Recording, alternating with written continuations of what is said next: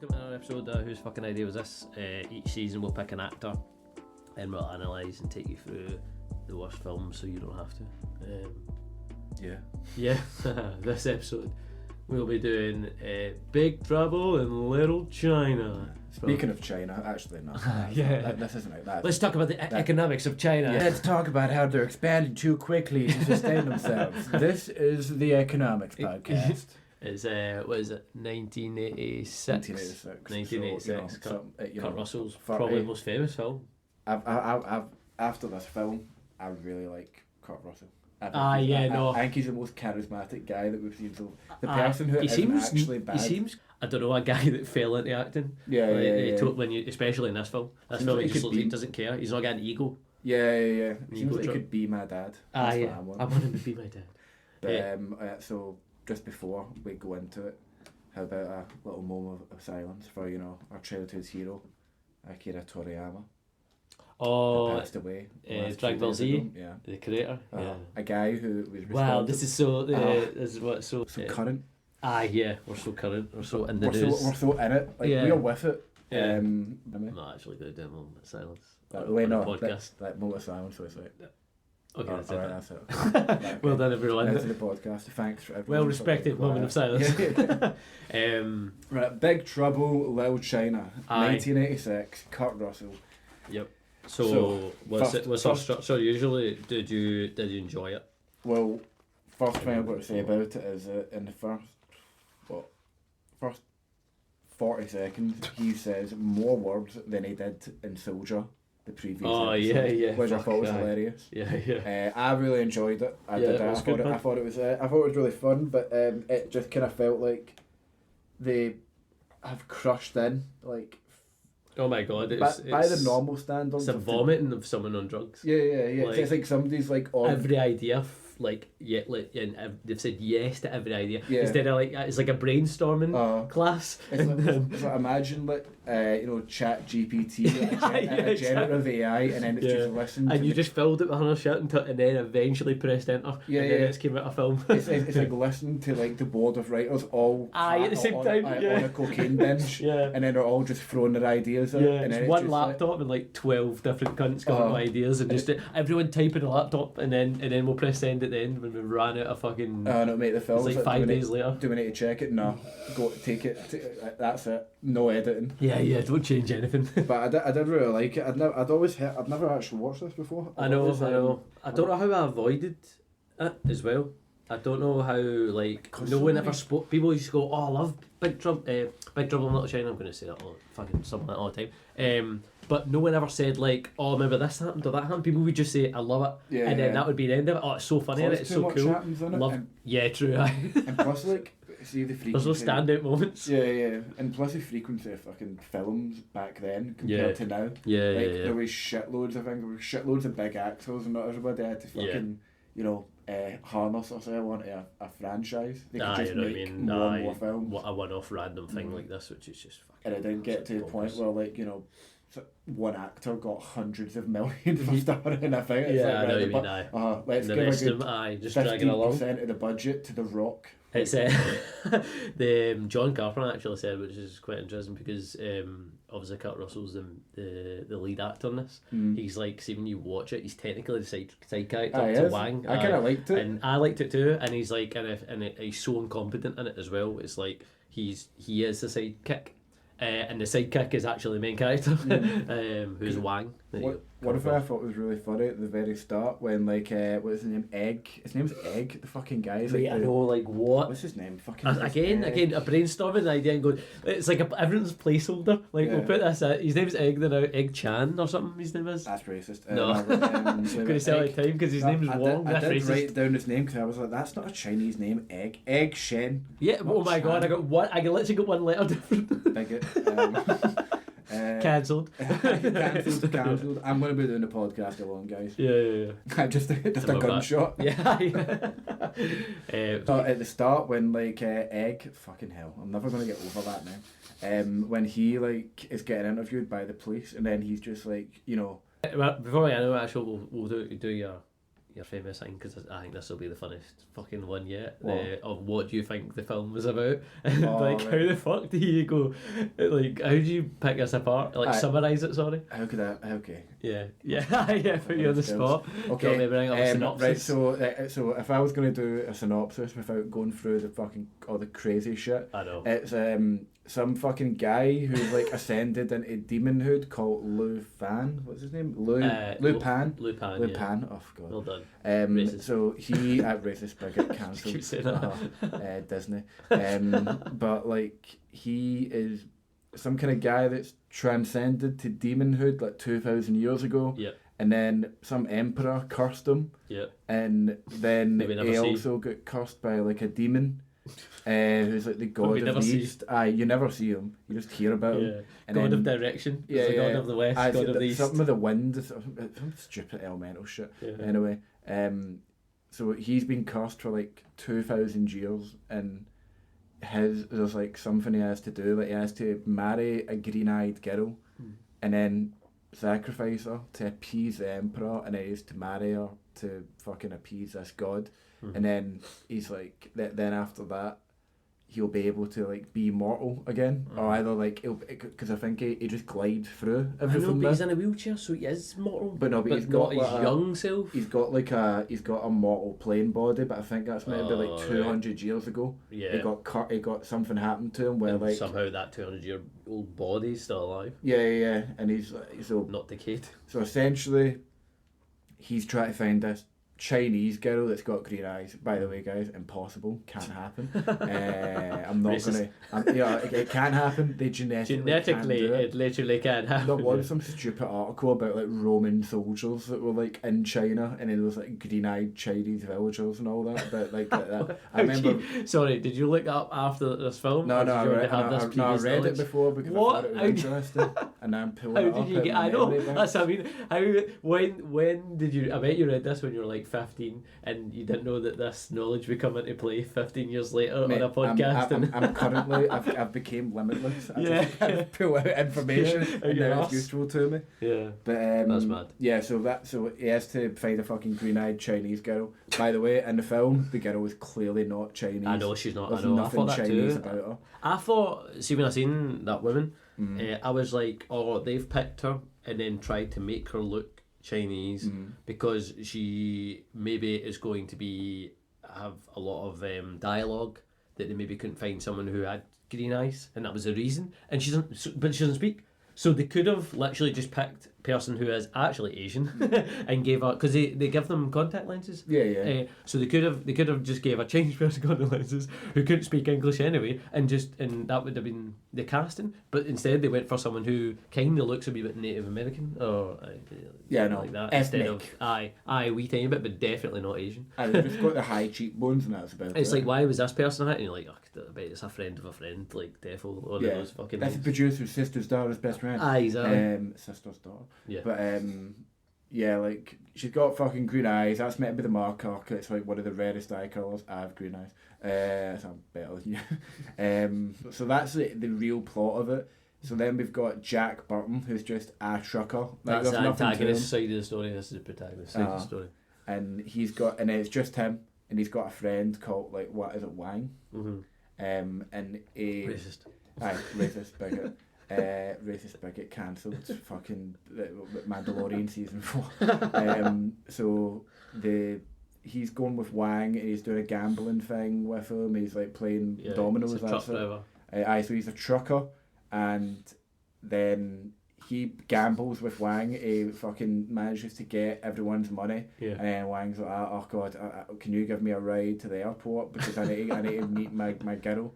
She's got green eyes, she's amazing. And then that's the one that gets kidnapped. And then that's just the whole kind of thing. And they go and try and save her, and that's basically that's basically really bare fucking bone summary of bar the emperor bit and the curse. You could be like, oh, that seems like a normal kind of film. Someone gets captured and then they save them. Do you know what I mean? That's kind of what it is, and it's like, right, okay, now just fucking take a lot of fucking LSD. And then vomit. And away we go. Take a lot of LSD and travel to China and come up with a story. Like, I feel like they were sitting in the boardroom and they were coming up with an idea. And they're like, what if a truck driver, I don't know, what if a truck driver had a friend, they gambled, and then the missus of his friend gets abducted. And then they're like, yes. He's like, but how can I make that interesting? And then they've just went fucking, I was just saying, every idea in the world. How can we make it interesting? Yeah. How about we smoke this? Yeah, exactly, yeah. They'll just feel run about naked, like pulling their hair out. Going, and then this happens, and then blah, blah, explosion, 18 wheelers, bit out of control. But, and then the truck, and then, the whole thing as well is he wants his truck back.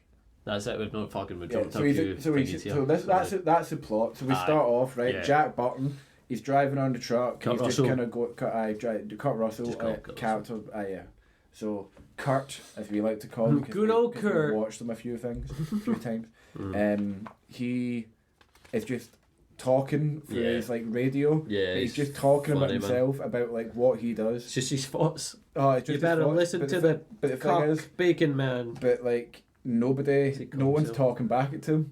So he's just talking on his radio, and he's like, "This is what I'm talking about, fellas." Yeah. And usually you get a guy go like, "Yeah, whatever, Jack. You're fucking." That's a good point. You're talking shit, and then he just kind of puts the radio down, content with what he said, and then just keeps driving. Yeah. And it's like, right, clearly he has no friends, or the radio doesn't work. I know, and he also like he's a long distance truck driver, obviously delivering stuff. But he's obviously only going to America for America. But he goes, "I've travelled all over this world," and you're like, "You're not the person that's travelled anywhere." Yeah, you're an American no trucker. You do not have time to fucking travel over the world. America's big enough, mate. Yeah, but it opens up with Eggman, who's this old Chinese guy talking to his lawyer, and mate, it never comes back to this. It's so much happens in 30 minutes. He basically the man who's for some reason Eggman, his name's Eggshen. I'm just gonna call him Eggman. Sonic. And then he's basically explaining what happens in the film at the start of the film, and then it's going to go back and shows.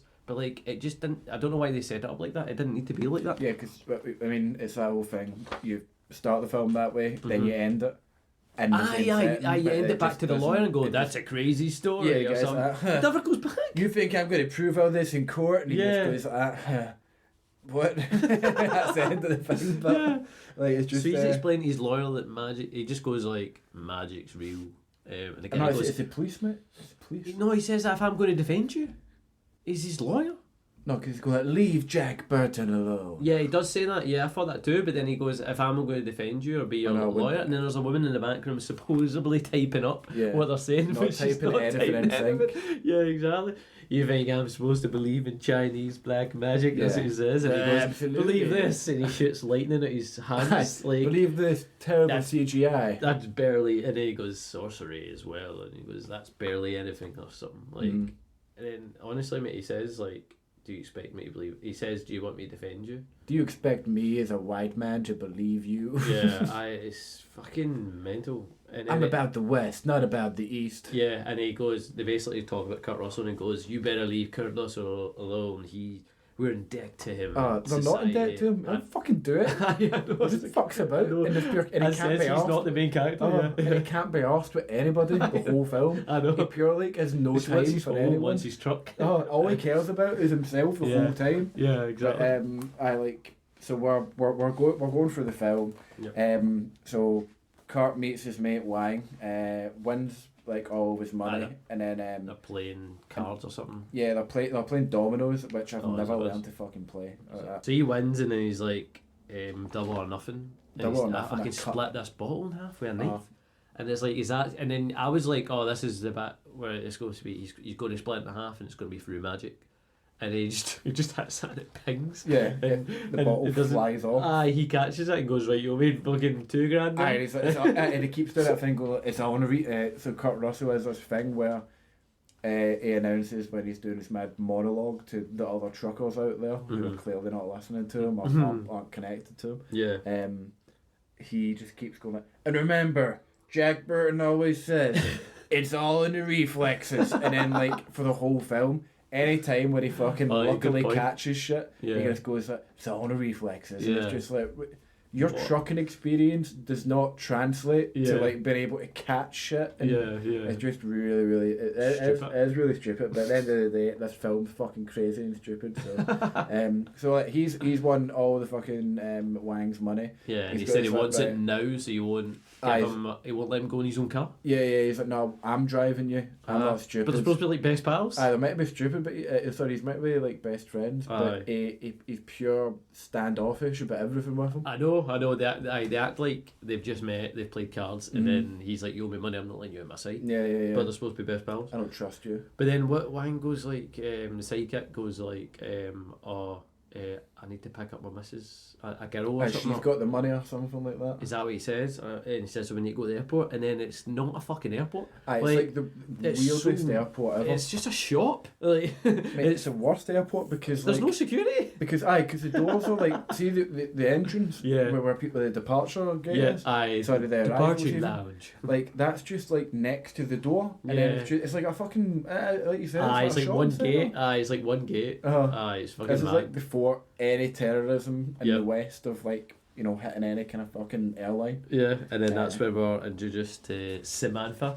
You're such a Samantha. That's so Samantha. It's Sex and the City. You don't even know. Is that who that is? That's it. She's the one that's always shagging. Oh, right, okay. I mean, I've never watched it, but that's before she fell from grace. When I take those online quizzes, I'm always a Samantha. You ever see them? No. It's like, what Sex and the City girl are you? And it's like, no, me there. No, you never get that. It's like, what character are you from Friends? You know those things. Nah, man. I watched Dragon Ball Z and just fucking honed my body to. They were always on like MSN, like his adverts, and they'd be like, "What like character are you from this shitty fucking show?" And you answer these questions. You get them for like Lord of the Rings, like what Hobbit are you? I didn't really do social media when I was younger. It was whenever I was doing MSN. It was always stupid shit. I didn't like it. I found it really strange talking through text. True. When I built that way. Yeah. But anyway, really she's Samantha, and she's the worst fucking actress. Gracie Law. Fuck me. I thought her name was Lucy Law. What a weird interaction as well. So like Kurt Russell sees her waiting on someone to come through like the arrivals at the airport. Catches like the eye of this pretty girl. And just walks up to her, and he's basically like trying to chat her up, but then she just like goes from 0 to 100 mile an hour when she sees these like 3 guys that stow in with the worst pairs of sunglasses ever. Like it's like, oh no, they're the no gang. Oh, they shouldn't be here. What is this? What are they gonna do? And it's like, wait, what? Like what? So far, like all that's happened is this guy owes him money, and we're just going to get it and pick someone up. And it's like, what? There's a gang. Like, she's a stranger. Exactly, but she's talking to him as if they've known each other for, like, as if this scene was set at the end. He's bothered her before and all that, and he's trying to fire in again. Exactly. Like, yeah. And then, that's so funny. Sorry. He goes to chat it up, and she moves it away. We've just pulled the clip, and then it's like the Gracie Law is just being replaced by like an old Chinese woman. Yeah. Because he chats it up, looks back at Wang goes like, oh, you're making an ass of yourself, and he turns back to go chat her up, and she's moved away, and it's just this old woman giving them the eyes, going like, you could chat me up, and it's like, and then it looks back at Wang at that bit, and Wang's like, oh, what are you like? And it's like, what is this moment? Like, who's this for? Is there anything more to this? It's just like nonsense. And he's like, oh, brother. Like, it's like one of the, that probably sums up the film. The film is extremely corny, extremely like B movie kind of type dialogue. The dialogue is, do you know what it felt like a theatre play. Everyone speaks so quickly after the next person. It doesn't like feel a pantomime. It doesn't feel like it's fully scripted. Yeah, it feels like semi-structured fucking screenwriting. It was so weird. So we've got two. These guys, right? So this is the gang. These kind of hoodlum guys who've obviously got like black leather jackets on, but they all have like different sunglasses on. But the one in the middle has like these white bug lenses on his eye, but like they've got slits in them, so you can clearly only see through the slits, which is really weird to see on a Chinese guy. But sure, clearly you could have chosen something else. And look, this is 1986, though, so they can do it. And then another guy on the left that has fucking like massive a big shield. Basically has like Kanye West's like big massive sunglasses on without the shutter things. Yeah. And they're so just advancing towards like a woman. Yeah. No one questioned that. So Samantha is picking up a woman. We don't even know. Does she even come back in it? She doesn't come back in it. They get her to a safe house or whatever, and then it's just she's gone. Samantha's meant to be a lawyer, and she's meant to be like defending her civil rights. No, that's her other pal. I knew but I thought they were both journalists. No. Samantha's meant to be a civil rights lawyer, and then she's meant to be like defending this Chinese national that's coming over. Right. And then they kidnap that Chinese national, thinking that she's like the green-eyed girl. Right. Because these gangsters work for Lu Fan. They're like a subset of his fucking henchmen. Yep. So we're waiting on her at the airport. And Wang, the sidekick, is waiting on his burnt. Yeah, at the airport. Who is clearly not Chinese. Right, and then the 3 guys that are part of that gang decide to abduct what one did they go for? They abduct both of them. Do they? They try to abduct like the first girl that Gracie Law is like going after. Yeah. And then Kurt Russell tries to like intercept him. Yeah. And then he's just like, hey pal, and then like the guy just starts like what you did? 0 to 100. One of the henchmen just whips out 2 fucking like knife weapons and starts spinning it. And everyone parts like whoa at the airport. And then it's like, where's the security? Who's here? And then it's like, how can these people just wield weapons? I know. They just walked into the airport with all these weapons. I think he's got those cool killer side that Raphael from Raphael from Teenage Ninja Turtles has. But while this is all happening, Wang is just ignoring all this shit. I know, he's just watching it as if, do you know, it's like a street performance. Everyone parts like as if like, oh cool, like, what are they going to do? Like, oh, we'll give you some of the change. And Wang's just like, what's happening? When his pal's like, pal's going to get chopped in half, like, and he's just like, what is everyone watching? He's looking at his girlfriend. So his girlfriend, what's her name? Meow. Just go for the. That's racist. Just go for the non-Asian green-eyed girl. Meow. Green-eyed girl. I'm gonna fuck this up. Go for the green-eyed girl. So the green-eyed girl gets a gun to her head and just gets taken out the airport. Extremely, again, no security. And just go straight out the door. And that, do you know what annoys me, right? See, watching this, right? What? You meow? Fucking meow. Our name is M-E-O, I think. It's like M-I-A-O. Like Mal. Is it? I can't do it. Anyway, sorry, go on. No, it's fine. And she gets taken out the airport, right? And no, this, I was like, okay, this is it's kicking off, right? This is the movie starting. See, looking back at this, now I've watched the movie, why are these guys dressed so normal?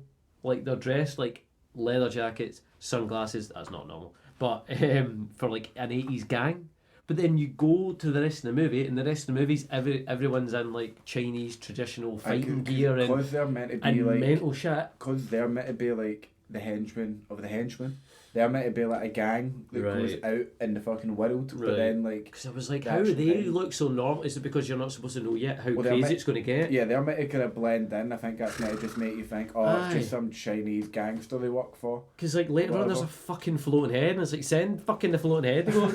Doctor, that won't draw any attention. But basically, what I'm saying is like, why are we hiding the weirdness of it like now? And like to pretend it's easing us in, so you can be like, fuck, it's not. No, it doesn't. It literally. I wrote down when we get to like the 30-minute mark, and I was like, "That's a full movie already.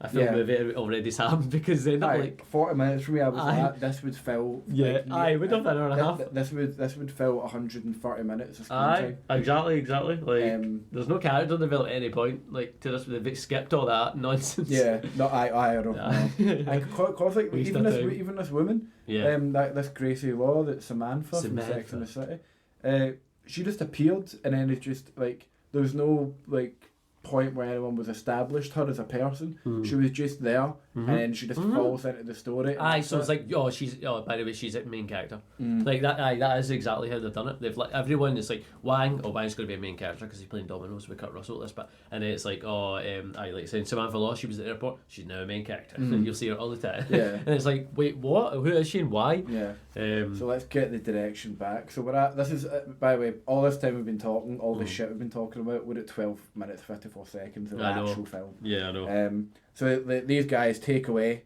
the green-eyed girl. Yep. But Samantha's got her woman, and she gets her away.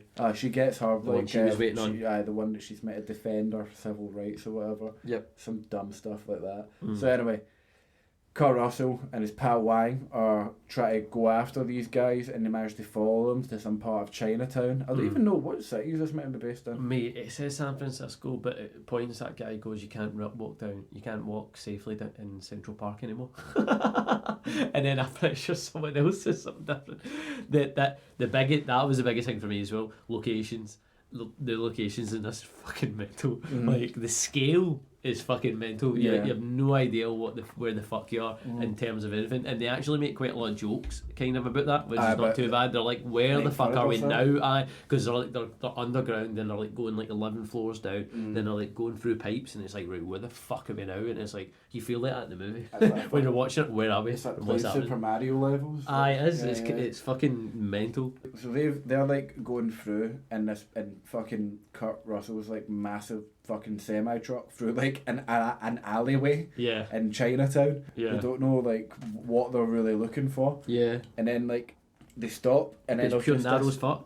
They stop there, and then they're looking ahead, and then they see like this kind of like gang of martial arts guys that are carrying a coffin. They're carrying a coffin. Who've got like a picture of whoever the person that was dead. And then they stop and are like, right, well, I don't know where the fuck we're gonna go. Kurt and Wang are just looking at this funeral procession. Then they notice through the wing mirrors, they see other guys in like black and red outfits, which are obviously the bad guys because they're in these negative colours. But like, see, instead of it being like you're saying, obviously the bad guys, every character explains everything that's happening at every point. As it's happening. Exposition. Every character is an exposition. It's mad. Like, he goes like, these guys don't look good. He's like, yeah, they're not good. They're the gang, and they hate this gang because of It's like, what? We don't need all this. Like, I need to establish lore at every second of the fucking thing. Samantha does it when she's at the airport. He does it when they're in the truck happening, and then later on, everybody does it. The journalist does it. Everybody does it. It's just constantly laying down, what is this? This is it's like, let's find out. Let's watch it and find out. Organically, can I like discover this instead of you fucking explain it to me? You're not the narrator here, right? Yeah, exactly. Everybody takes a shot at narrating this whole thing. But so we're at this point where some kind of like gang war is going on, and the funeral procession gets interrupted by this gang who have like the weirdest assortment of weapons. Some guys just have fucking metal cautious, like. And then some guys have swords, and then there's like random guys dotted about with like AK-47s. Yeah, you know, but then you know it's like no one. See, I was looking at it because I was like, oh, I don't know if this is like a PG-13. No one dies for ages. There's no blood for ages. Everyone has all these weapons, but no one stabs each other. But someone did actually stab someone like later on, and it was like nearly in the pause, like at the end. There's not much, but there was no blood. There was no blood at all. There was no blood. It's like in like, you know, kind of spaghetti westerns where like everybody shot at each other, but the horses just never got fucking hit. But again, you're like, what the fuck is going on? So I wanted to say this, right? So they interrupt the fucking the funeral procession, and then like the funeral procession, they get their actual fighting gang to come out. But then there's like in the bad guy gang, there's one guy who's like a cowboy. He like has like bandolier kind of like strapped he's like over his chest. and he has two revolvers. He's got the tash as well. Exactly. And it's just like what's happening? Why are you part of this? And he just starts fucking unloading his revolvers. Exactly. But then people don't like scatter, which is what would happen if everyone's still fighting with sticks and stuff. And so they're having this like fight. But the whole time, like, just anyone who's never seen this, the whole time they're still in the middle of it in a truck, and a narrow light, just watching from and Kurt Russell's got a knife out as if like he's like, I'm going to get involved. He just holds the knife in his hand and just watches from the cockpit. I think he's just doing the normal guy thing of being like, I'm not fucking getting out. Exactly. He actually does so much relatable things that you would do if you were if this any of this was real. It's actually really well done that way. He's like, you know, he's not a hero. He's so not, to speak. He's just like what. Just a guy. He's what I'd imagine I'd be like in that situation. And he makes a lot of comments of like, "Fuck this! Like, I'm not getting involved. This is stupid." And I was like, I don't have time for this. Like, and you're watching it going, I don't either. If I was doing that, that's what I'd be saying in my head. I'd never actually say it because, you know, I want to appear brave. And then suddenly we're this fight's going on, and I thought the fight's really funny because there's clearly bits where like they're just like kicking cloth people because it's like over it. And there was no stunt. Apparently, there was no stuntman on like the whole film. Because they were kicking fucking dummies. But Kurt Russell does all his when Kurt Russell and Wang have to jump out the way of the car. They had to do that, but then put it in reverse because they didn't have any stunt doubles. So they had to actually like pretend, and so the car actually does go at that speed, but they put it in reverse and they jump and after it reverses back or something like that. Right, okay. So they had no stunt double, so they had to basically do hundreds of things. So I think like later on he's in a wheelchair going back, you know, that bit where he's falling down. That's 100%. That's 100% in reverse. I watched it. It's like so in fucking reverse because you can see him. He loved reversing. You see him so he's actually going forward. Remember on Soldier when he comes out the water completely dry? Oh, so he does. I forgot about that. That's a fucking good point. That's maybe a wee Kurt Russell trick. What if I acted in reverse? In reverse. Back in time. That's good. Write it down. Get clear on this. Yeah. So, but right, it's so dumb. Like the way they're fighting. You know, remember Enter the Dragon? When Bruce Lee fucking kicks a guy in the head and he's clearly kicking a dummy, and you're like, fuck, that is happening in this whole fight. It's just, you know, the kind of behind the shoulder shots. Yeah.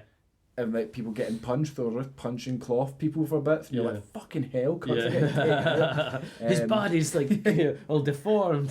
It's just a cushion. So all this fighting, this skirmish is going on. Yeah. Then like and fucking Raiden from Mortal Kombat shows properly goes, what the fuck? You know, like those hats, but like I called them the lampshade. The lampshade guy, man. It's like massive. It's really straw funny. Hats. They can't see through. They can't see through, so they keep tilting their head back. It goes to like their chins. So they could see. They could like see people. If they tilt their head back, and they just got a kind of regret wearing this hat right now. Yep. But there's so much fucking prep for them. I know. They have to come down from the sky for ages, and they have to go like, you know, wave their fucking arms about, wave their capes about before they charge. It's a good 45 seconds of just fucking setting up to like hand motions. Sign language. Oh, exactly. It's like and all the kind of good guys have this weird thing where it's something in Kung Fu. Well, you know, you make like a right angle with your like thumb and index finger, and it's meant to be like to square up somebody, but they all keep doing it to each other, like as if it's like a thumbs up. Yeah, but I'm just like, they do the same thing. Yeah, I know. So it's like, what's that meant to mean? Oh, fuck knows. I'm surprised that there wasn't a character that explained it. Yeah, exactly. Oh, that's a sign that you. That's the ancient Chinese symbol for hey, what's up? Yeah, just so you know. It's like just looks at it, breaks the fourth wall. That's what I felt like. Everyone was breaking the fourth wall, but not looking at the camera. I got when you're talking about that exposition stuff, I got reminded by the film Man with the Iron Fists. Yeah. I've never seen it. When they do stances and all that, just some kind of call. They go like, the Gemini stance. The ancient stance that no one's seen for 10,000 years. No one knows about except me. Oh my god. Yeah. The scrolls were lost for years. These magic Raiden guys. There's 3 of them. They're called like fucking what they called like Thunder. Lightning, Thunder, and I can't remember the other one. Lightning, Thunder, and Rain. But you'll be surprised to know that one of them was inspired by Raiden. What? Yes. Mortal Kombat. Obviously, fucking is Raiden. That's Raiden. It's not inspired. It's fucking you've ripped it off. Oh, and they don't really seem to have any kind of uniqueness about them. Personality. In the sense, like, they one's just got a big chin. One of them's a bit more built. The other guy, one's like probably like the kind of pretty boy of them, and then another one's just like sideys. Oh, another one looks a bit. Another one looks pure nuts. He looks like he's like. One's got butt scratchers. He pulls out a pair of fucking butt scratchers, yeah. And then it's almost like they went, that looks ridiculous because he doesn't do it later on in the ceremony bit. It's meant to be that tiger claw. Is it? It looks fucking. But it's meant to be an attachment on your hand. I know, but it's not. They're actual butt scratchers. And he's like, whoa, that's his tools. That's his weapons. So these Raiden guys, they spend way too much time on establishing that they can harness lightning in some way. And these guys just start taking everyone the fuck out. So Kurt Russell's seeing this magic and not seeing it. Yeah, he's just kind of going like... Guys are floating, he's shooting the electric out his eyes, his hands and all that, and he's just like... He's like, what the fuck? Aye. Right, okay.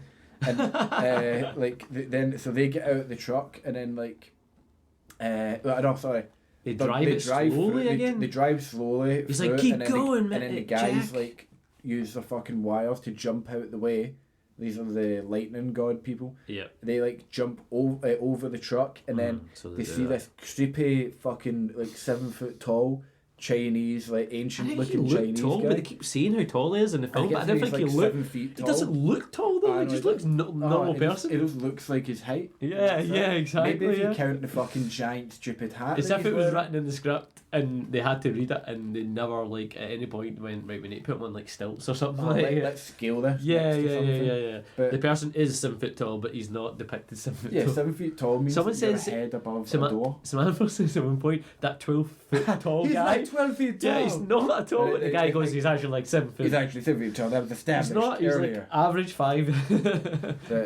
So then they drive through the guy. They're like, what the fuck? Kurt Russell's like, it doesn't really look like it though. This is the thing that Kurt Russell gets really perplexed with. Yeah. Not the lightning, not like these guys flying down from the heavens. It's the fact that he run someone over. And he didn't run the guy over. I know. And then so he gets out the truck. The guy's and he's alive. Like, what the fuck? How did that happen? This bit looked a bit scary to me. I was like, this is kind of scary looking. It's kicking off, man. Because then he starts like fucking freaking out and it's using, like Kalima. Yeah, exactly. And he's got his mad fucking super long fingernails and everything.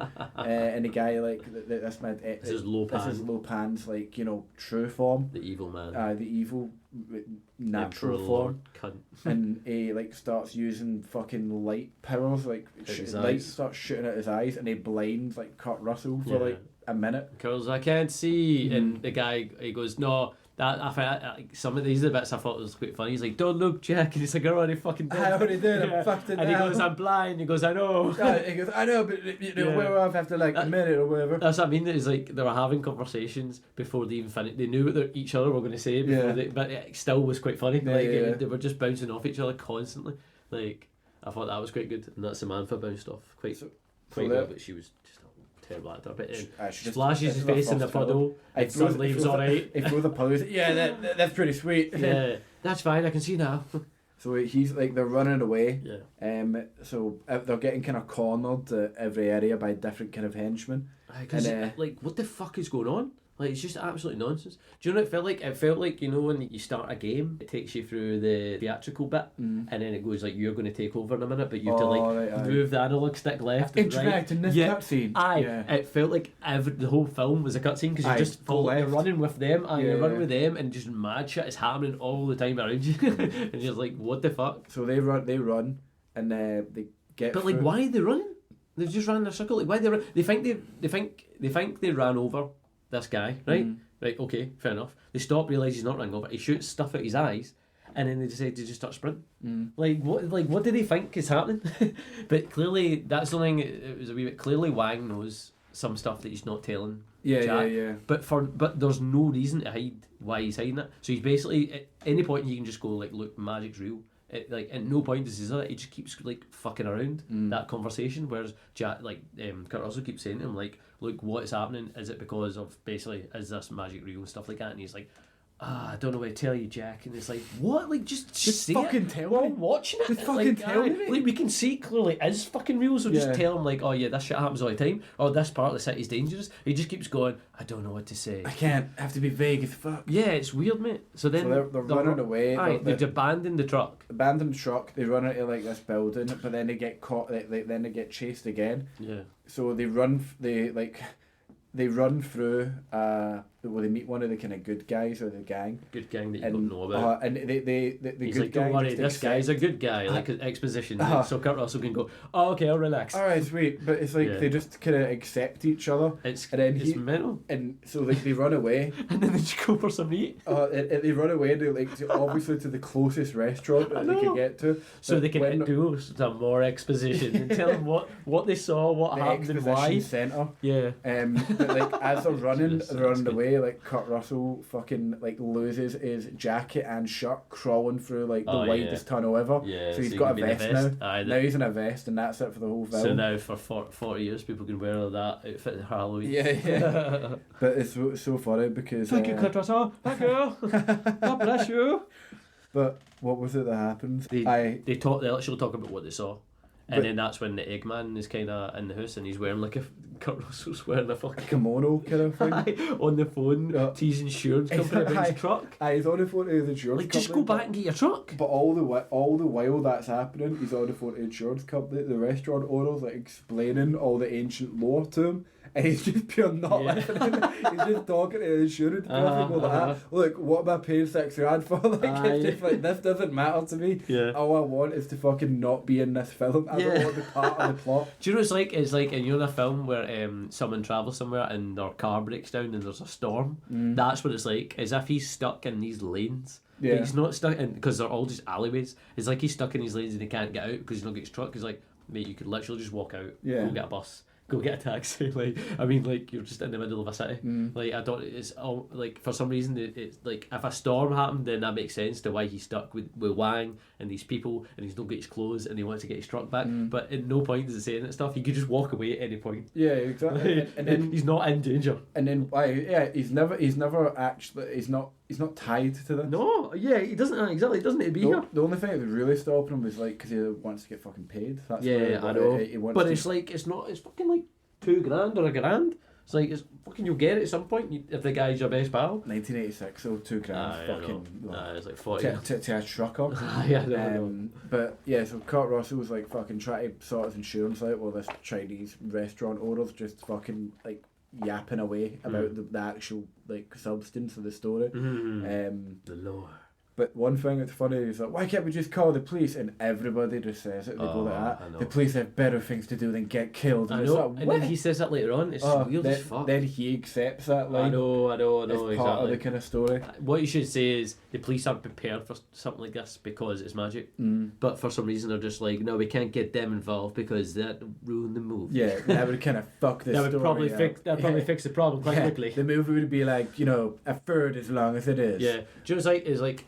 This film should have been set up in like a Chinese slum or like a province that's like pure out the way, and it's run by this fucking like warlord or that Lupin, and then it's like, no, you don't understand how things go down here. He runs this place, blah blah. But it's not. It's set in like 4 lanes. A trucker that travelled to China. Aye, it does. But they've just went, we'll set it in San Francisco. Yeah, we'll put it in San Francisco because it's easier. And limit it to like 4 alleyways. Yeah. The 4 alleyways of San Francisco. And the cops can't come in here. Yeah, police can't come because they don't want to die. The lanes are really tight. And the cars, you don't want to scratch your wing mirrors. Even though he drove a semi truck there at the start of the movie. Yeah, exactly. But Samantha comes in to this restaurant after like a few people in the restaurant start like, hey, I'm part of the film, remember?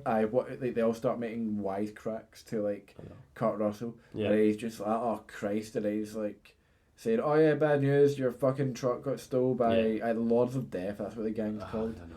And he's understandably really upset because he's like, what the fuck? Why is this happening to me?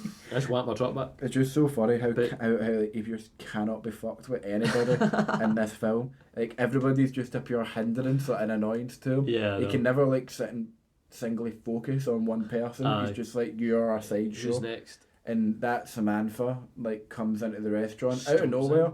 And everyone just accepts anyone, they don't know her. Oh, she's not she's not in the social circle of anybody. Exactly. And then it's just funny because again, so she can give a bit of exposition. Yeah. And anytime Kurt Russell like sees her, he's always looking her up and down, like pure hitting on her. She's rubbing his legs. If like she touches his shoulder, he pure looks down at her hand. He's like, you're a slut, aren't you? Yeah. So and he's just always kind of like, hey, you're the sex object of this film, and I'm the lead actor. Hey, what's up? You're like one of the 3 women in this movie. Yeah, and you're not Asian, and we're both white. Yeah, so we make sense together. Yeah, exactly. It's the 80s. It's the 80s. Yeah. So she comes in and explains her situation, says, I've got that woman, she's the one she picked up at the airport, she's fine, but your one's abducted. Again, by the way, that woman's still abducted at this point, and they're just like, let's just go back and have a fucking bowl of soup. And make cracking jokes and all change their clothes, because we got... Like, why did they even change their clothes?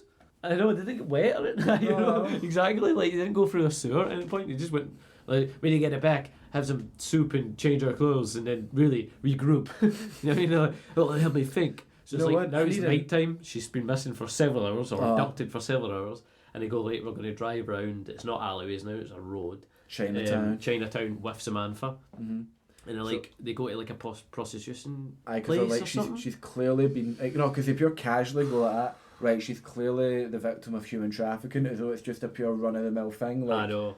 And this is where she'll be. No, she'll be at this brothel where they sell people, and then the guy goes like that. Yep. She's got green eyes, by the way, and she goes, oh fuck, that's even worse. It's like she'll go for double the price now. It's going to cost us so much to buy her. Yeah, I know. And then they go into the brothel.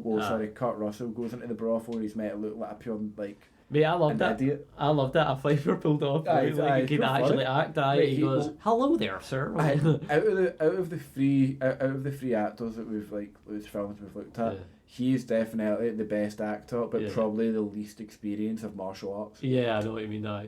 So he gets sent in to acquire a prostitute to see if he would get the one that they're looking for, even though she'd be inducted that day. Yeah. So why would she be put out? Why would she be so compliant to then become a prostitute? Yeah.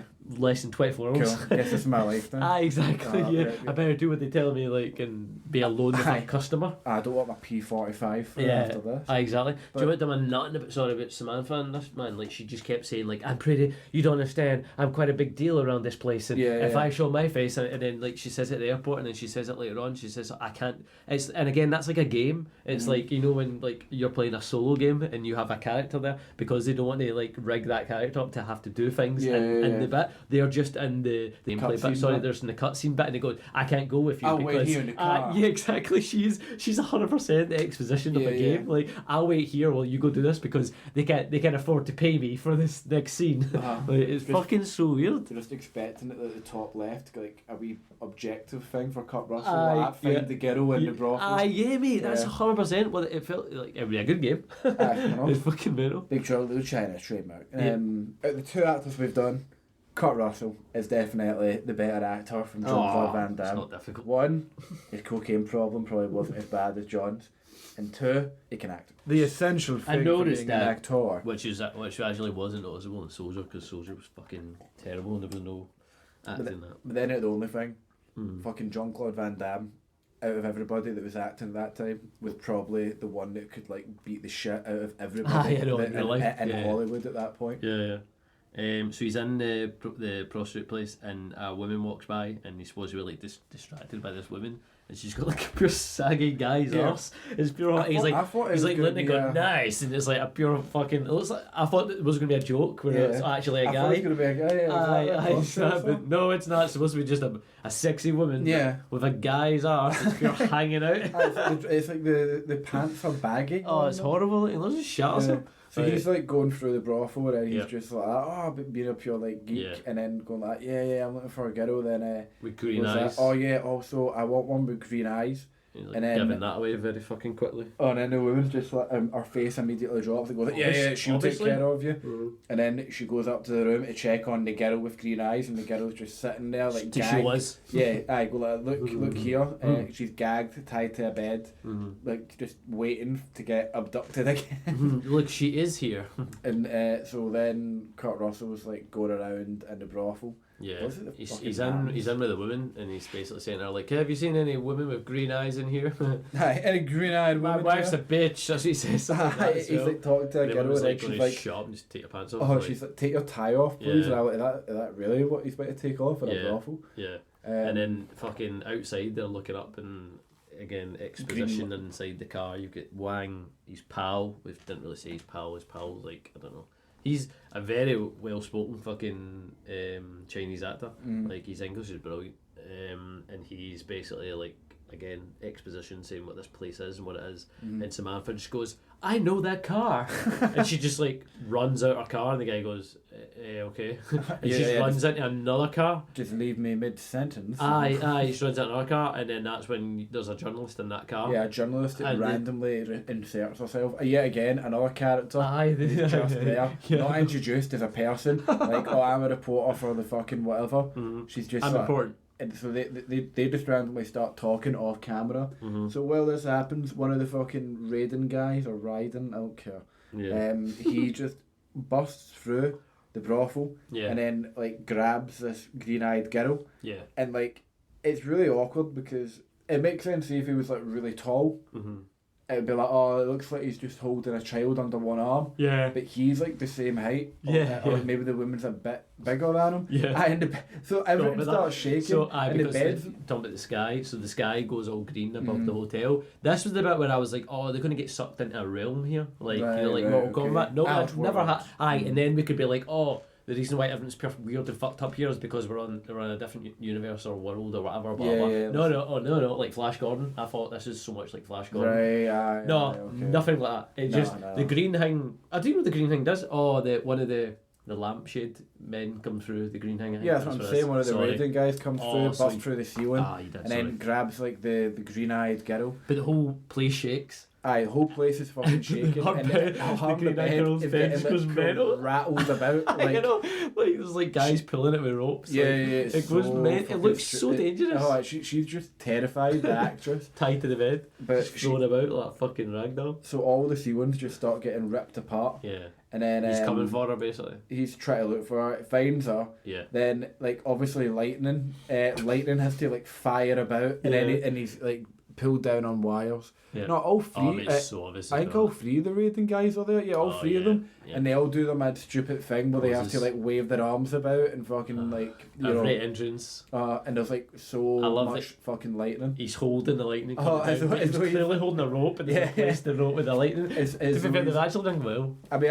for 1986, so fucking like funny, man. Like if you know the tricks of the trade, you know like, he's 100% holding a rope, and then like later on they did the same thing. It's like they're holding swords, but they're clearly holding a pole to lift them up, and they're holding glowing swords. And you're like, nah, they've just replaced that. This is like nearly 40-year-old though. I know, it's pretty decent. True. It's over. Oh no, you're right now. But Kurt Russell like starts fucking trying to punch one of the raiding guys, and the guy's just not having it. Yeah, that's the only time he actually tries. Somebody. Exactly. Yeah. So the raiding guy just fucking like smashes him like 40 feet. And so then he has to have lightning when he's cutting just all around him all the time. Just leaving his body all the time. As if he can't control it. but this is the thing. She's like the same height as him, and then he's holding her in like one arm, under one arm, and it like she's a Wayne, but she's the same size, so it looks really awkward. Like so basically. After that, they've abducted the girl, and then Kurt Russell's just kind of like watching them fly off, looking confused. It's like, remember to show they didn't show it. Like, remember to show that the woman gets abducted. Show Kurt Russell that the woman gets abducted. Again, that was like that sums up the film. It's like everyone needs to see everything that happens at all times just to make sure. And then we have to see we need to see that they see it because like we've saw that she got abducted. Kurt Russell is going to find that out, like, or he'll know it, or we've seen it, and let's just assume. Can't we just assume that he saw it? If we see him making direct eye contact. It's fucking it just adds so much time, and then you fucking get this is the thing. Why does he get carried back? And nothing's happened to him really. He's okay, and he's just like great explosions, people flying out. That was not real. I want to talk to the cops. You get carried in by Wang and Samantha, and it's like, what the fuck is happening? He goes, what is this place? Your office? It fucking stinks. And what is it he says? Oh, I forgot. See when he goes into the brothel before he leaves the car, he goes, if I'm not back in 10 minutes, call the president. He doesn't even say it as a joke. What's your point? Yeah, he makes so many quips like that. It's fucking amazing. I love bits where like she's going like Samantha's just like, I can't go here. I can't do because this. Because the writing says I can't. And he's like, yeah, no, because there's a problem with your face. And then she just kind of goes, wait, what? And he just turns around and leaves. So then, they just came back from the brothel, which is supposed to be like, you know, an action scene or whatever. And do you know in that brothel scene? Bit of trivia for you. Oh, here we go. I'm so excited. He had the flu. He did, yeah. And he was afraid because he'd done so many flop films before this. Yeah. And he didn't want to do it. Right. But he pushed through. Right. Maybe that's why they're carrying him. He's really fucked it. In real life. He's sweating in the scene. And his actual sweat. He's like pouring with sweat. Yeah, exactly. So they do that thing where they go to regroup, but they regroup for like half a second. For 2 minutes, and then they go, right, this is the next plan, let's head to this other place now. Yeah, let's go to Lou Fan, the fucking bad guy. And it's only 30 minutes, like, what the fuck is going on, man? So now they're going to a different location, again, like, you've no sense of scale. Yeah. Like now we're like this fucking, I don't even know what it looks like. It's like a big warehouse, and they walk out the warehouse and they pretend they're like a telecom maintenance, but they're just wearing fucking denim jacket, and he's carrying a fucking phone. And he's like, the two security guards look out. He's like, "No, get up, phone out," and he's just pointing everywhere, and then like just throwing the telephone. He's like, "All right, boys, where's the main panel? Apparently through there, right?" As you can see, I'm a telecom guy. I work with telephones. That's why one's in my hand. He's got a telephone in his hand, and he's like, "Right, cool. I would install this phone." It's like, guys are just like, "Oh, cool. You do look like you deal with telephones. I can see you have one in your hand." Yeah, because I'm mating this guy. The guys just accept it. The security guys. Just let them go in.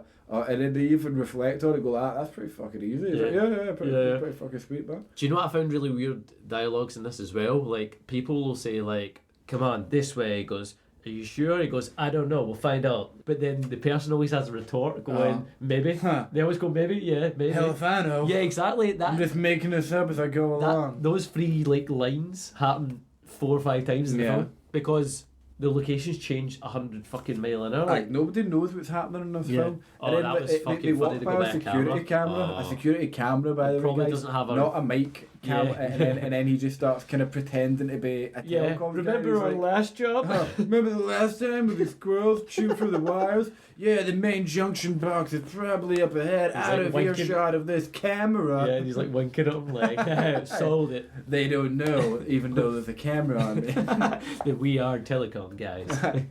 So that's when they get to a fucking door. They go open the door and then we go back to Eggman. Cuts back to the restaurant and fucking Egg Shen is like, Exposition. making shit up. He's making shit up. I know he is. He's going like, "Oh, look, the fucking hedge and the horn, the goat butts against the hedge and its horns become entangled." He just starts doing all this symbolism fucking chat. Don't question it. And then we're all just meant to go, "Oh, this is wisdom. This is wisdom." This guy knows what's going on. And he even makes a joke about like ancient Chinese philosophy. Like he's going like that. Buddhism, Confucianism, but we all pick what we want, like it's a salad bar, and it's just like, what are you talking about? And let's just get back to Kurt Russell. So he gets an elevator. We find out Shen is some kind of Egg is some kind of sorcerer, like that helps out here, and he's known something about this all along. Yep. This is going to be the exact same thing I've been talking about. That they come, he goes, "Did you do it?" "Right, I guess so, I hope so." And then he goes, "Where does it go?" "Down." He goes, "Is down good?" "I think it will be." Like, it's such weird fucking conversations. Like, they clearly walk into a lift and then he goes, "What do these buttons mean? Like, what is this? Chinese or something?" And it's like, backwards, downwards. Put two and two together. There's a panel, you're in a lift, and then there's buttons with writing next to it. What do you think that fucking represents? So they go down the elevator and the power cuts in the elevator, and then that's when we go back again to fucking what's his face, Eggman, and Eggman's like describing what will happen, and then it happens. Basically, it's like as if he's foreseen it or some shit. And it's just nonsense. Like, and at the restaurant, they're always just sitting eating. Like, I know they can't. Discuss anything. You know exactly. Everyone has to have a meal where everyone's got a beer and shit, and then they have this messy fucking like set up on the table. So he's like, right, the elevator's broke. We'll go up the latch above us. And then the elevator just starts filling up with water.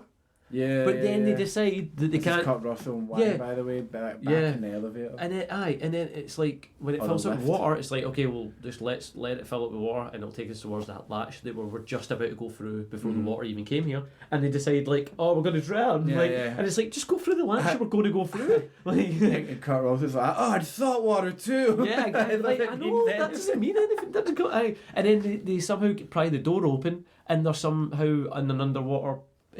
Like, I don't know, like enclosure.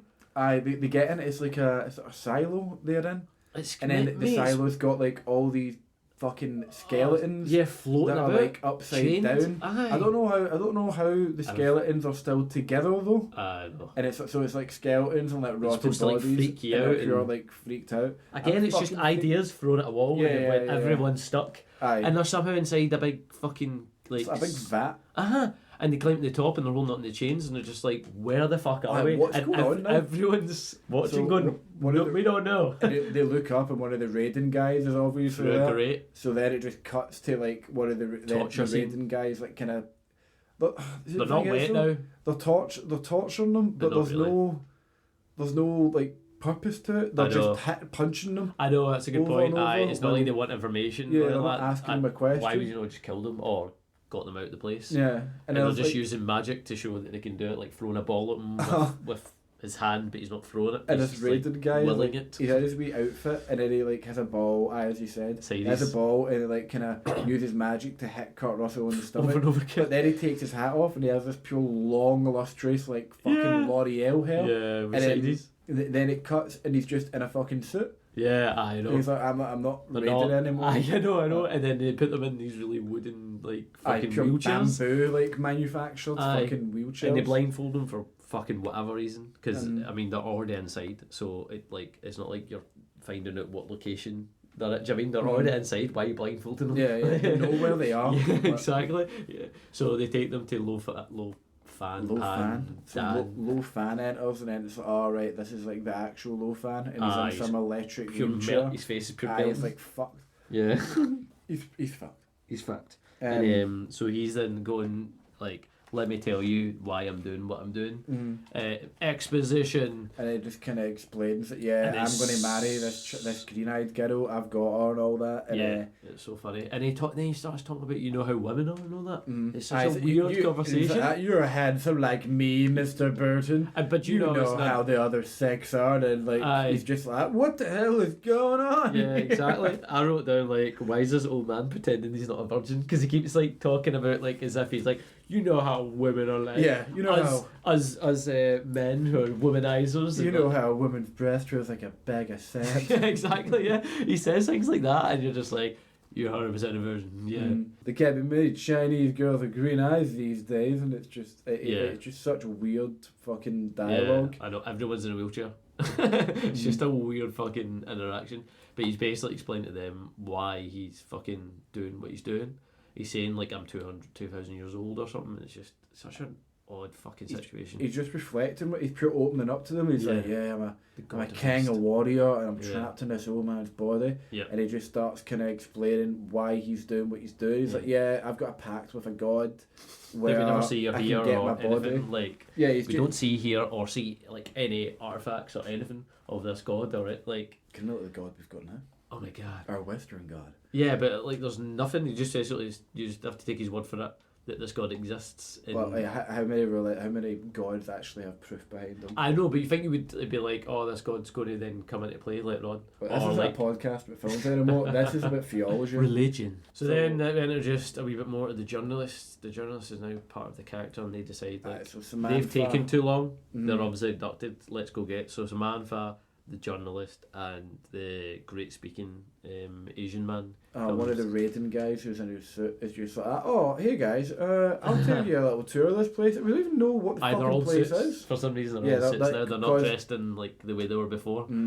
So Kurt Russell and Wang get taken to this up this fucking ramp, up a weird ramp into another room. Prison. And I imagine this is where they're meant to be killed. Yeah. But how are they supposed to be killed? He's going to leave left there. I don't know, because like nothing happens. All these skeletons are like hung up. Aye. And I don't know if it's meant to be, or we just let them kind of like die over like however long it'll take. Just close the door and hope that they'll die eventually. Yeah. So he rocks the fucking chair, and Kurt Russell, and manages to get loose because he's got a knife in his fucking boot. And then you cut back to like Samantha and that, and they're in like a lift going down. And then gas starts coming out in the lift. Yeah. And they all get knocked out except, the god guy. He can't get knocked out by the gas. The fucking raiding guy's just like, I'm immune because magic. Yeah. But that woman's really annoying, that journalist woman. The journalist just keeps going like, this could be my big break. Oh my god. Like, she says like the same shit over and over. And everyone's like, who are you? No. He actually says that. Kurt Russell says that. He goes, who are you? At one point when they're in the fucking... Oh, right. See, this is why I'm more... he's so relatable, because it feels like he's been thrown into this movie too. Yeah. It feels like he's also an audience member. He's been pulled in. But randomly like comes into the film when he can be asked. I'm not going to believe all this random shit. Yeah. Like, I just want my truck back.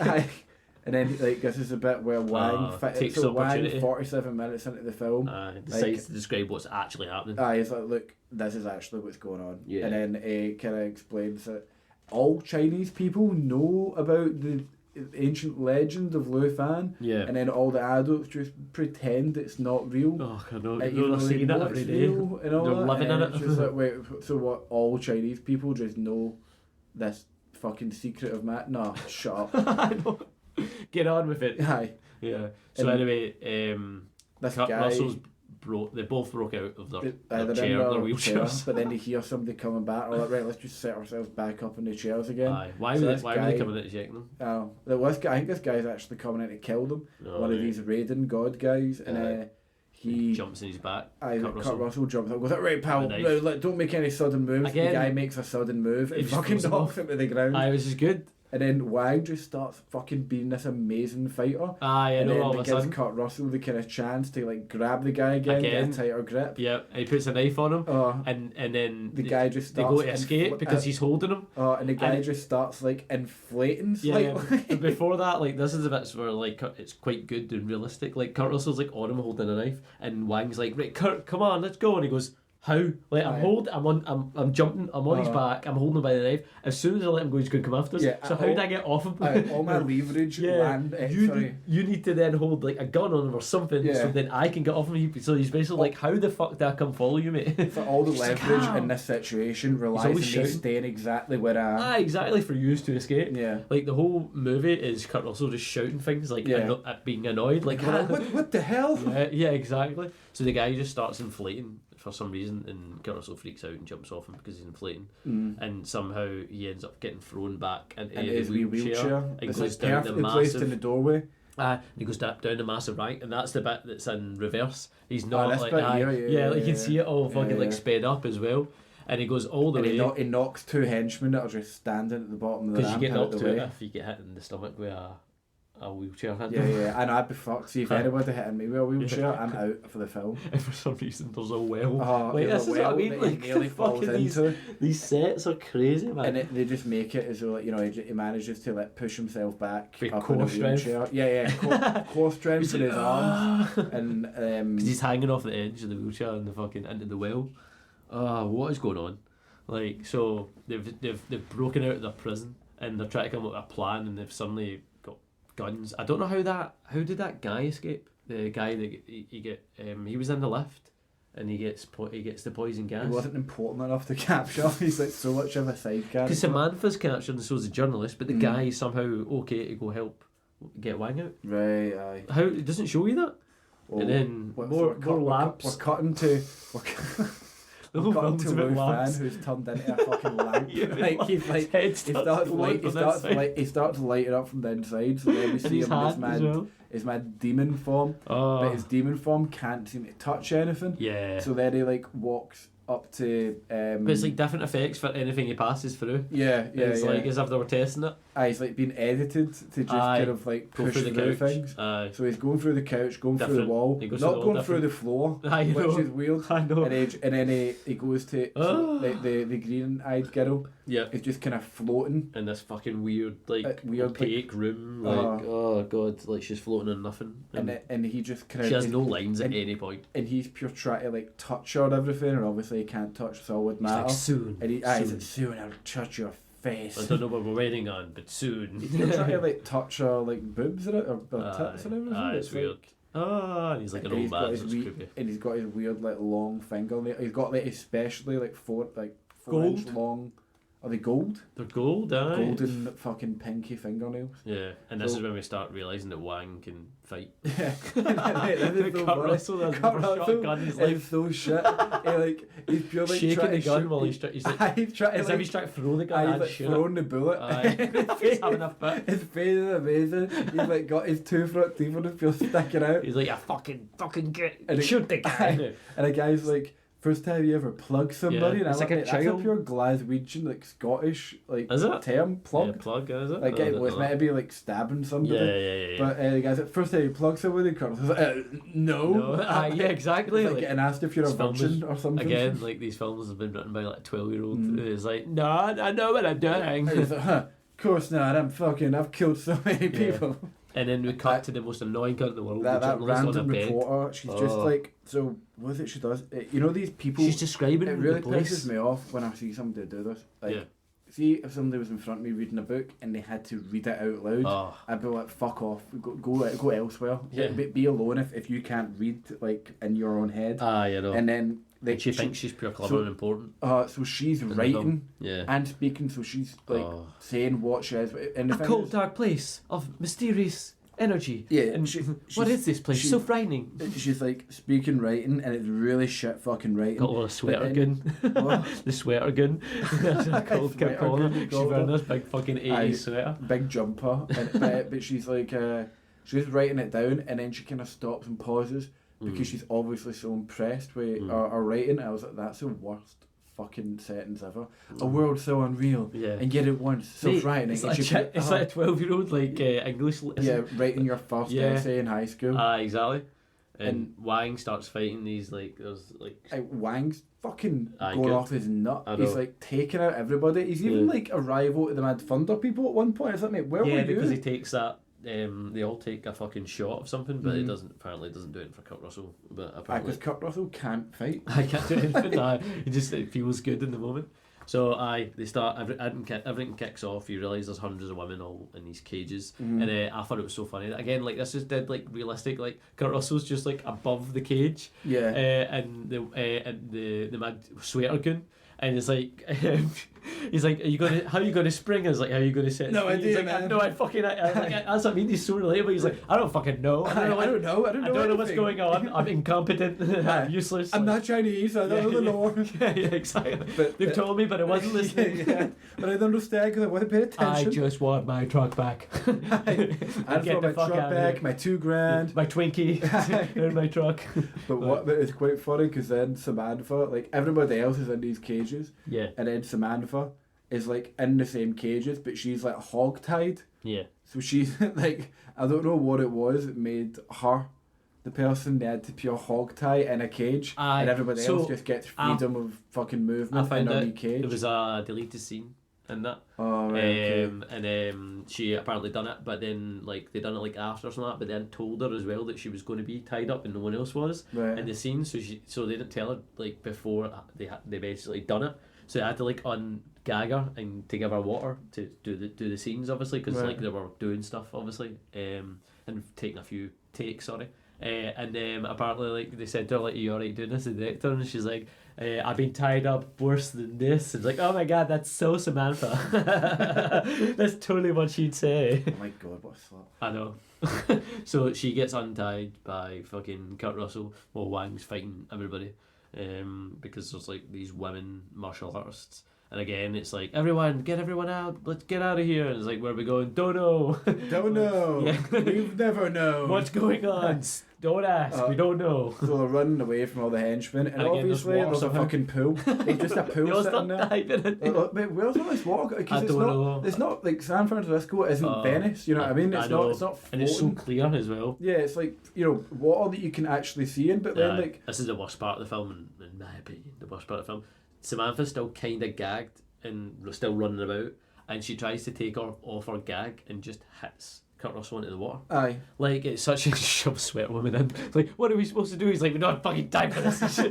Shut up, you, jump in. And like, get on with it. And then they start swimming through a pipe, and it's like, what is going on? They don't know where that goes. Pipe thing. Aye, don't know. And they're getting chased. Like that's the bit, like, Samantha's taking off her gag, right? And it's like, whoa. And she knocks Kurt Russell in the pool, like, it's so bad. It's terrible. Then she just dives in. It's just awful. And all these like other Chinese prostitutes are just kind of with them. Aye, all running escaping as well. None of them speak English. They have no idea what's happening, where people don't know who anyone is. They just know like these guys aren't dressed in black like all the bad guys. And the gangs catch up with them. They're like above and start shooting down, and they just shoot the wood instead of shooting the water. They're shooting the wood and the water. They're missing the whole time. Anything. And then they get away in the pipe, and see when it shows you they're shooting nothing. There's nothing. Where are they going? They're through the pipe. There's nothing in the clear water. But let's keep shooting it. Why don't make the water like muddy? So like, because you would just shoot and hope that. And then this was quite a funny bit. They're in like a pipe, and like Samantha obviously what she would take a moment to go like, what's going on? Where are we going? And she picks up people. I keep getting everybody out of the tunnel going like that. She goes, where are we going? I don't know. And they go back under the water, and then the next person goes, what's going on? I don't know. Where's the guy who's behind you? Yeah. I don't know. Where's the guy who's behind you? Yeah. And then she gets really concerned when Jack doesn't show up, Kurt Russell. Yeah, yeah. And then he pulls up, and then he's just like, oh hey, and then like they're just kind of like, oh sweet, you're alive. Jack? And then like Kurt Russell just starts fucking getting off. Well, she's like, hey, and he's like, sorry, can I get caught up in the moment? Yeah, I know exactly. And a sewer system. This is so romantic. Like, she's like, no, that's not okay. That's not okay. I just feel to be alive. And he's like, sure, let's go. Come on, let's go. What? Don't look at my ass. Oh. Yeah, it's fucking weird. And then they have this weird rubbing up against each other moment in the pipe. It's like, so could you stop rubbing up against me? It's hard to concentrate. It's like, you pig. And as the film goes on at this bit, his knife gets like... It's a rubber and fucking black knife. More plastic, exactly. and less shiny. Yeah, and they get to like a molten place where they can kind of like stand up. And I love that they all wait for the straight, wide American male to decide where to go next. Where are we? It's some kind of... He's in charge. Sewer system. The white guy in the vest knows what to do. Yeah, wait for him. So he just climbs up a ladder. The only exit, and then he climbs up it, and then like what was it? I gets up through there. Great, and it's like, oh, we must be back where we wanted to be. And basically, they get to like a door, and Kurt Russell's like, right, I'll open the door. And this is the way out. He goes, from here on, it's normal. It's all plain sailing. It's like, how? What? It's such a weird sentence. Don't worry, guys. This is it. And then it's like, kind of free. Yeah. We're going to get out of here. Follow me. And then everybody, all the henchmen are just waiting at our side of the door. He opens the door, shuts it. And he's just like, we may be trapped. We might be trapped. Yeah. That's pretty funny. I know, it was good. Then he's just like, everyone hide. Yeah. And then he goes, wait, hide? Is it they only saw me? Like, yeah, but they fucking they're looking at you right now.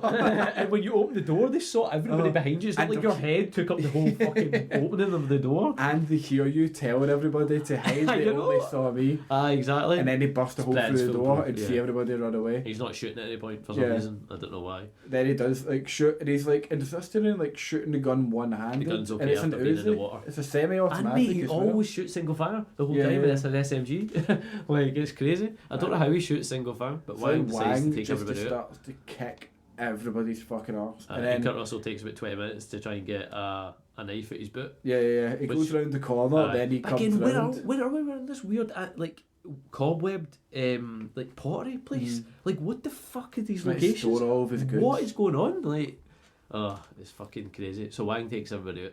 Kurt Russell's like, oh...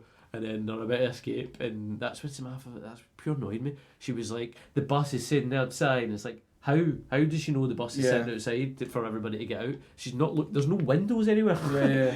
So they're so close to getting out, everybody gets out, except Samantha gets distracted by her opening the door, and if somebody opens the door, she's like, wait till I put my head in, and some fucking monster grabs her. What the fuck? It's like this fucking weird monkey humanoid fucking mutant thing. That never gets expanded on. Yeah, exactly. It's crazy. Again, the worst security guards in the world get fucking... So all the prostitutes and everybody, they all get out, and the security guard unloads like on this bus. Yeah. Nobody gets hurt. Yeah. And when they go around the corner, the bus all has windows again, and nothing's wrong with it, but they tanned the windows like a second ago when they go around. I know, everyone's like, oh sweet, we all fucking made it. The windows are all fine. The bus is completely undamaged after you see it clearly getting shot. And Samantha's been abducted by this Samantha's been abducted by this monkey awful monster. Yeah, that has fucking tunnels that...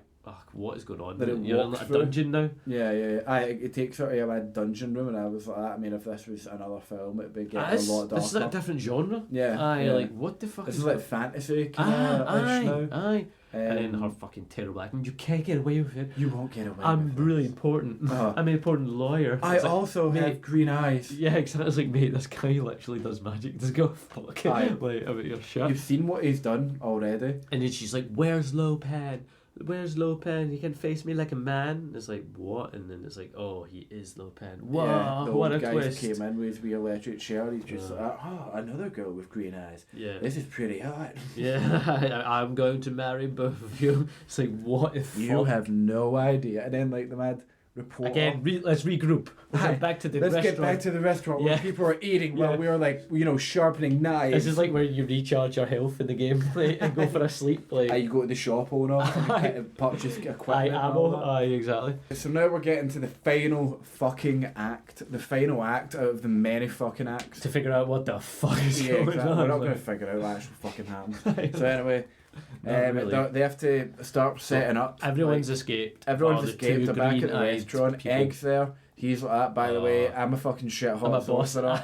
Also, I have loads of backup. I decided to not help it till this point. I didn't think to help now, but now, because I know that I need to kind of like put this low fan guy down, I've got all this fucking magic shit. I've got all these weapons. I've got all these other henchmen that are part of the gang from the start of the movie. Remember them? Yeah. And he's just kind of like, right. Get back to my bit. I'll get all my tools and shit. Yeah. He gets changed in under 2 seconds. Mm-hmm. He literally goes behind the desk. And he literally comes back 5 seconds later and he's a completely different outfit. And we're all like, he goes, let's go. And then they go down a fucking fireman fucking pole. Like, where the fuck? And then Kurt Russell again is like, where the fuck are we going now? Yeah. Like, what the fuck is going on? It's like as if one building connects to the underground of a full city. Yeah. And you can get to it from any bit. Well, they go to at all points. They go to Egg's like fucking warehouse, and then it just goes like, what the fuck is this place? This dump. And Wang goes like, you have no idea. Like, to your westernized, it may look like a dump, but these things, and then it's like, these jars are full of piss or something.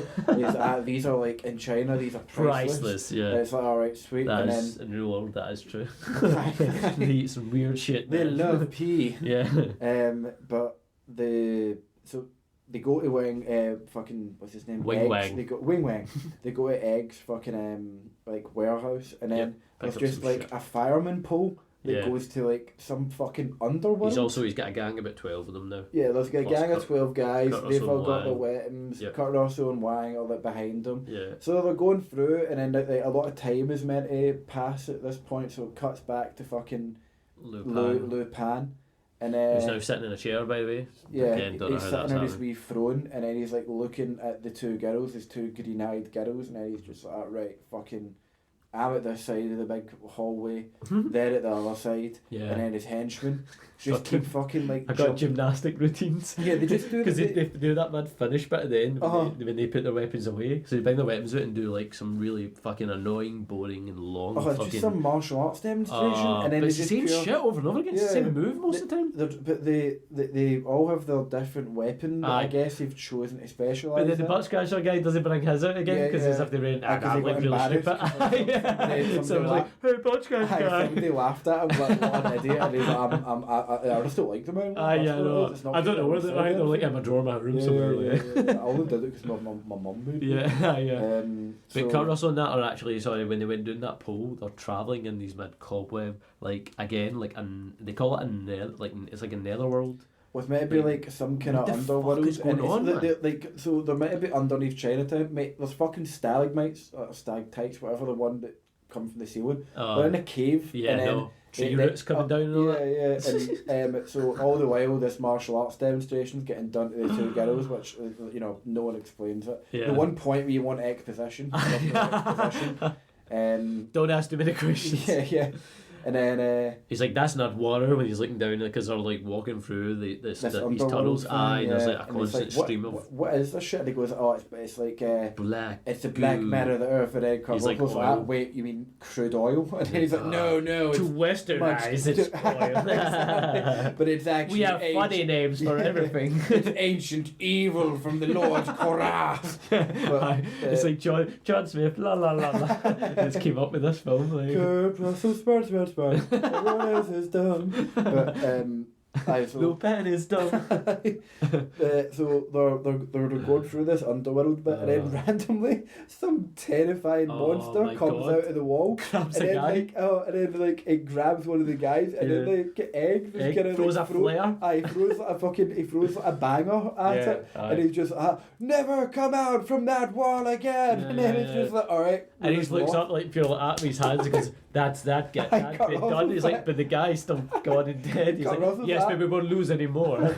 He's like, that's that done. Carl's like, what do you mean? Like, what was that? What the fuck just happened? A fucking monster just came in. Exactly. Someone. Yeah, exactly. We're supposed to just ignore it. So this is part. So then we find out this martial arts routine is part of some fucking ritual to that they've just made up the spot. This god of the east, and then Lufan's like, right, I'm going to use my give them swords to grab. They have to hold it over their head. They'll start. I'm going to use my magic. All 3 raiding guys, you use your fucking magic. Yep. And then they'll float up to some fucking ball at the ceiling, like 20-foot high ceiling. Yep. They have to touch the ball. Then that's part of the ritual. Doesn't fucking it's just. It's a light bulb. The whole film is about bulbs and lampshades. It's a light. It's just a light bulb that's hanging from the ceiling, and I don't mean like. I mean, there's actually a wire and everything. They touch it, and it glows, and it goes. Both of them are part of the prophecy. Because why did we need 2 people in general? But anyway, fuck knows.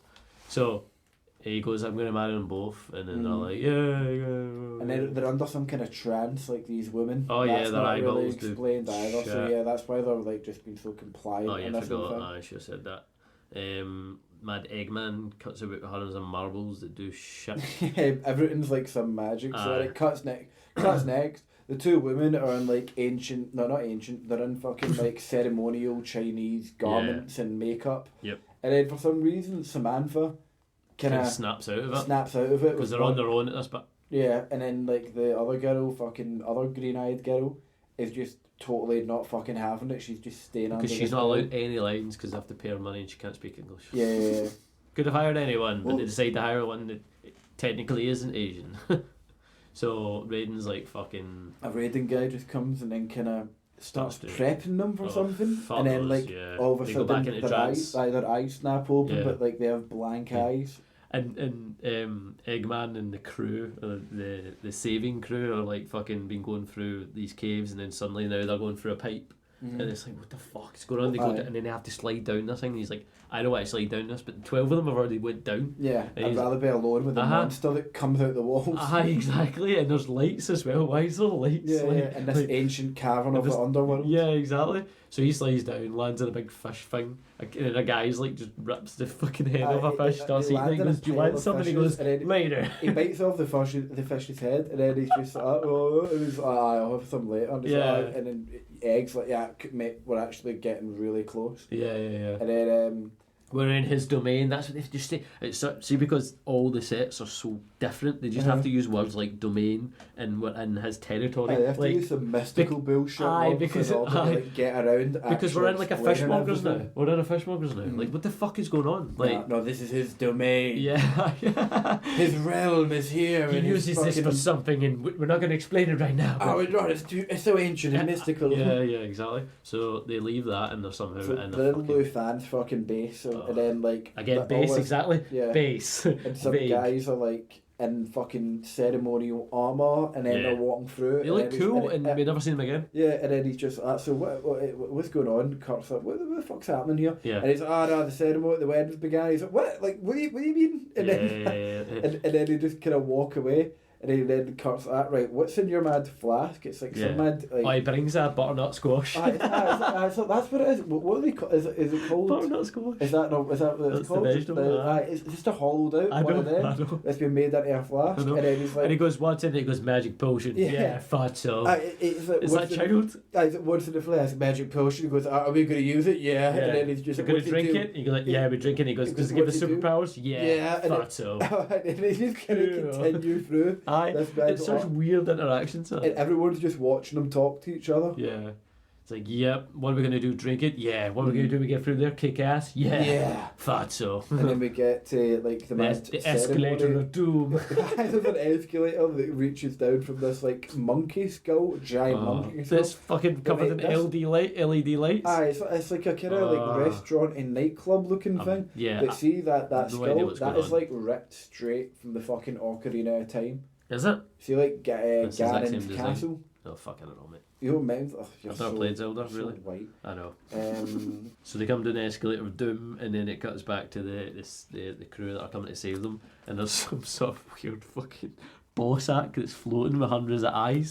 It's a wee bag. And it's like a head drone. And then they're like, what the fuck? And again, we need someone to explain what it is. Because Kurt Russell again is going, what the fuck is that? What is that? He's saying that for the whole movie. What the fuck is this? What the fuck are we? What the fuck is What's it? going on? Yeah, exactly. He goes, here, I'm here to explain to the audience this is. I'll tell you. It's a guardian. It's basically... It's a floating ball sack. It's basically Lupin's eyes and ears. Yeah, exactly. Yeah, So he now knows we're here. It's basically FaceTime, organic FaceTime for Lupin. It looks like the guy that's got the fucking weird person's stomach inside Total Recall. You know, he's got another person in his stomach. It fucking is that. Start the reactor. It's that line of disgusting. Yeah. Like the level, sorry. And then he's like, now he knows we're here. And then he's like, they're talking to him through this fucking Lupin's horrible. I've got the best. I've got the best of both worlds. I'm gonna fuck the Chinese one. I'm gonna kill the American one. Yeah. And I'm gonna be able to like have a wife at the end of this. Yeah. Kurt Russell just fucking shoots the mad guardian thing that's this big ball sack. The floating ball sack. The floating ball sack. And he goes, you never know till you try. Yeah. He fucks off. And everyone else is just looking at him like, what an He's idiot. just so America. He is America of this. He is. It's a Chinese film. He's a red, white and blue. Red, white and American. They sing something at the end, or like they quote some. I know when when they go to take the potion, there's just suddenly a bar for him to do it, and they get to his office. Yeah, that's it here actually. And they go into his office, and like there's a bar where you can like lay out all the shots of this butternut squash shot. Then like fucking egg just starts pouring shots of like this bad fucking liquid, and it's like smoking. It's like dry ice, like that kind of vapor thing. And they all like down it, and he basically goes like, for America. Like, but Yang quotes something. It's like I don't know. What's the national anthem? He like quotes a lyric of it. I don't even know if it is. I don't know if it's just something stupid mantra. No, it's definitely something. And he goes, the feathers of the eagle, and like Kurt Russell says it back to him. Here's to America's colours that never run. May the wings of liberty never lose a feather. Yeah, see, it must be a lyric or something. It's got to be like some kind of mantra for America. Love America. That's the greatest thing in the world. And he just like kind of explains to him what's going to happen. Demon thing. And he's like, sweet. And he goes like, what is this? You'll be able to see things that people can't see. Do things that people can't do.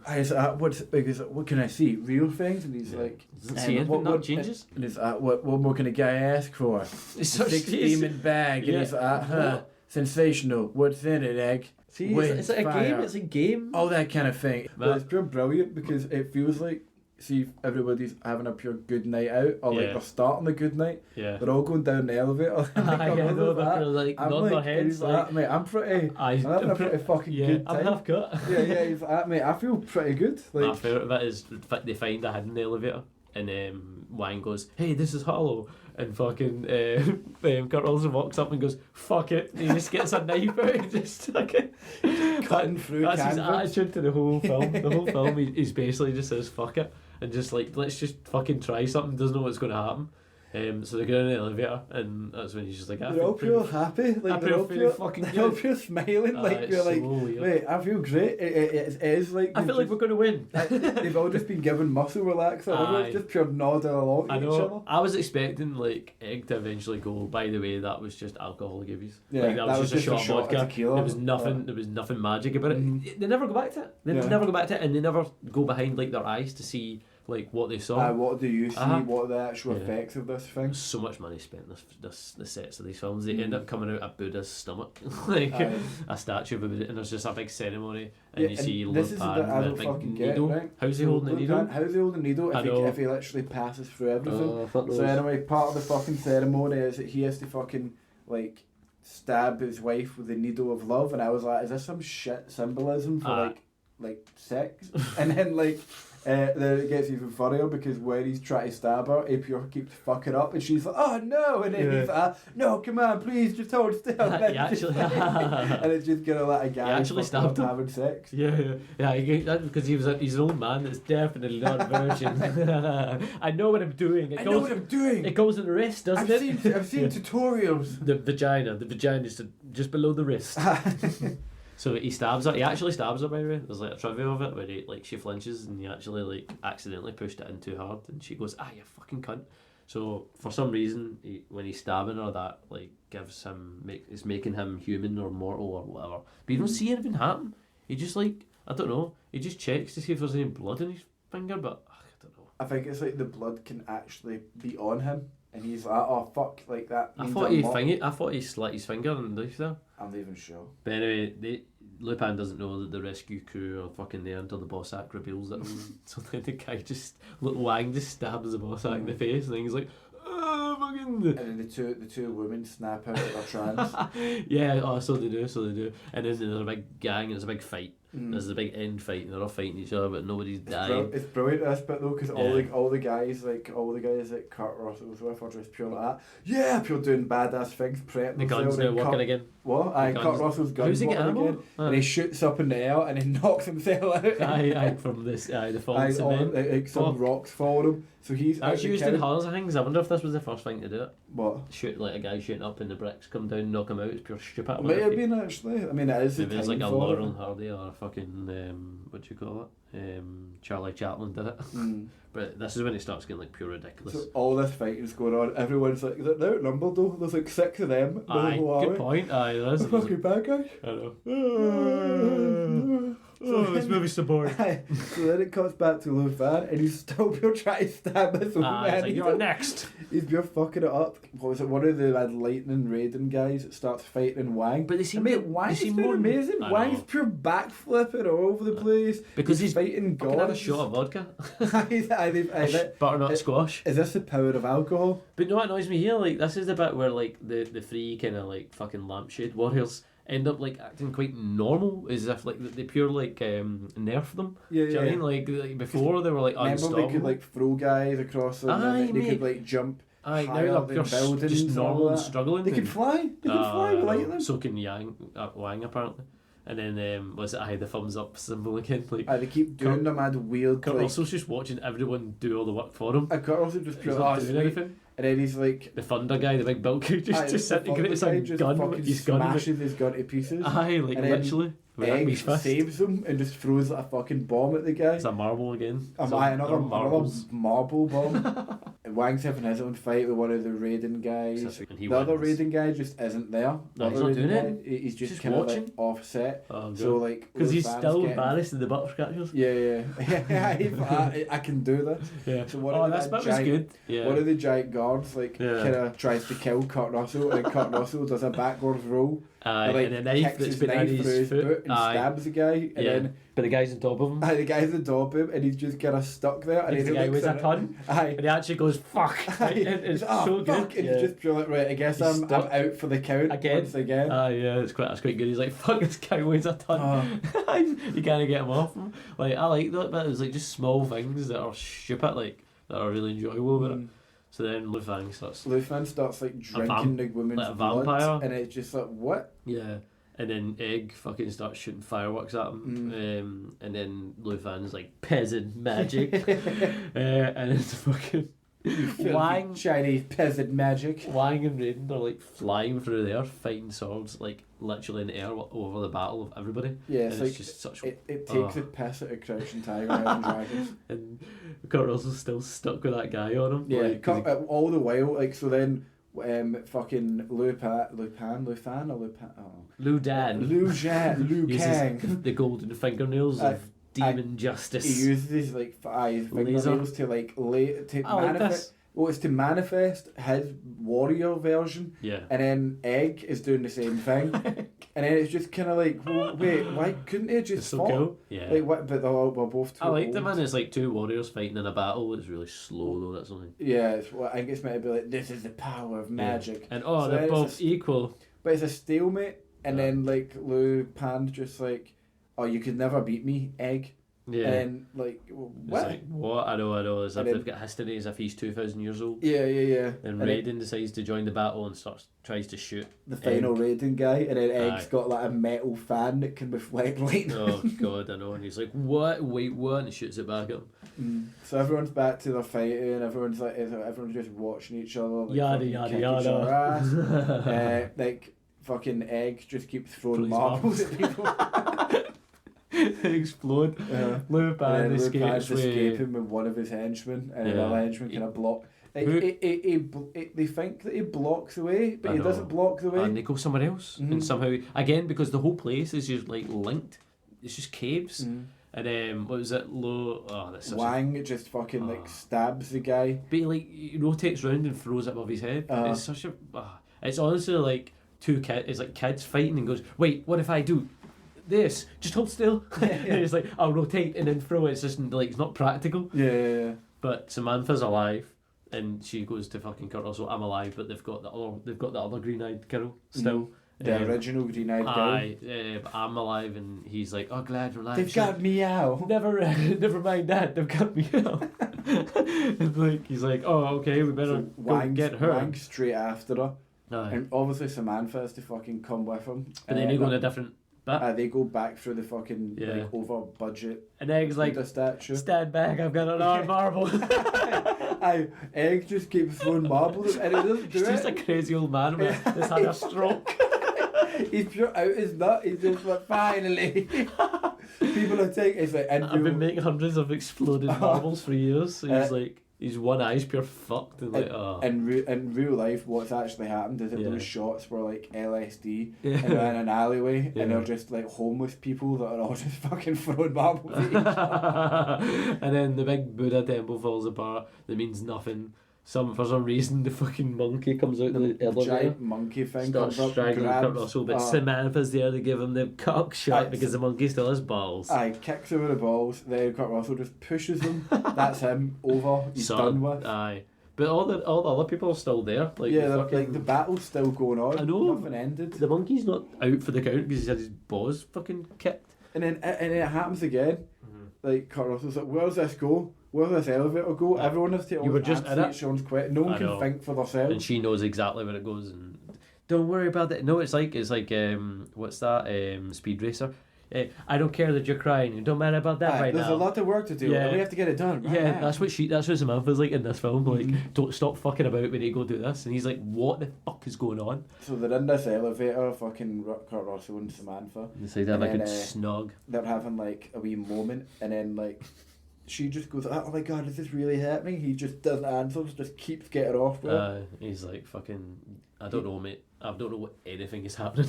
I'm invested in. I'm the worst person to ask this question.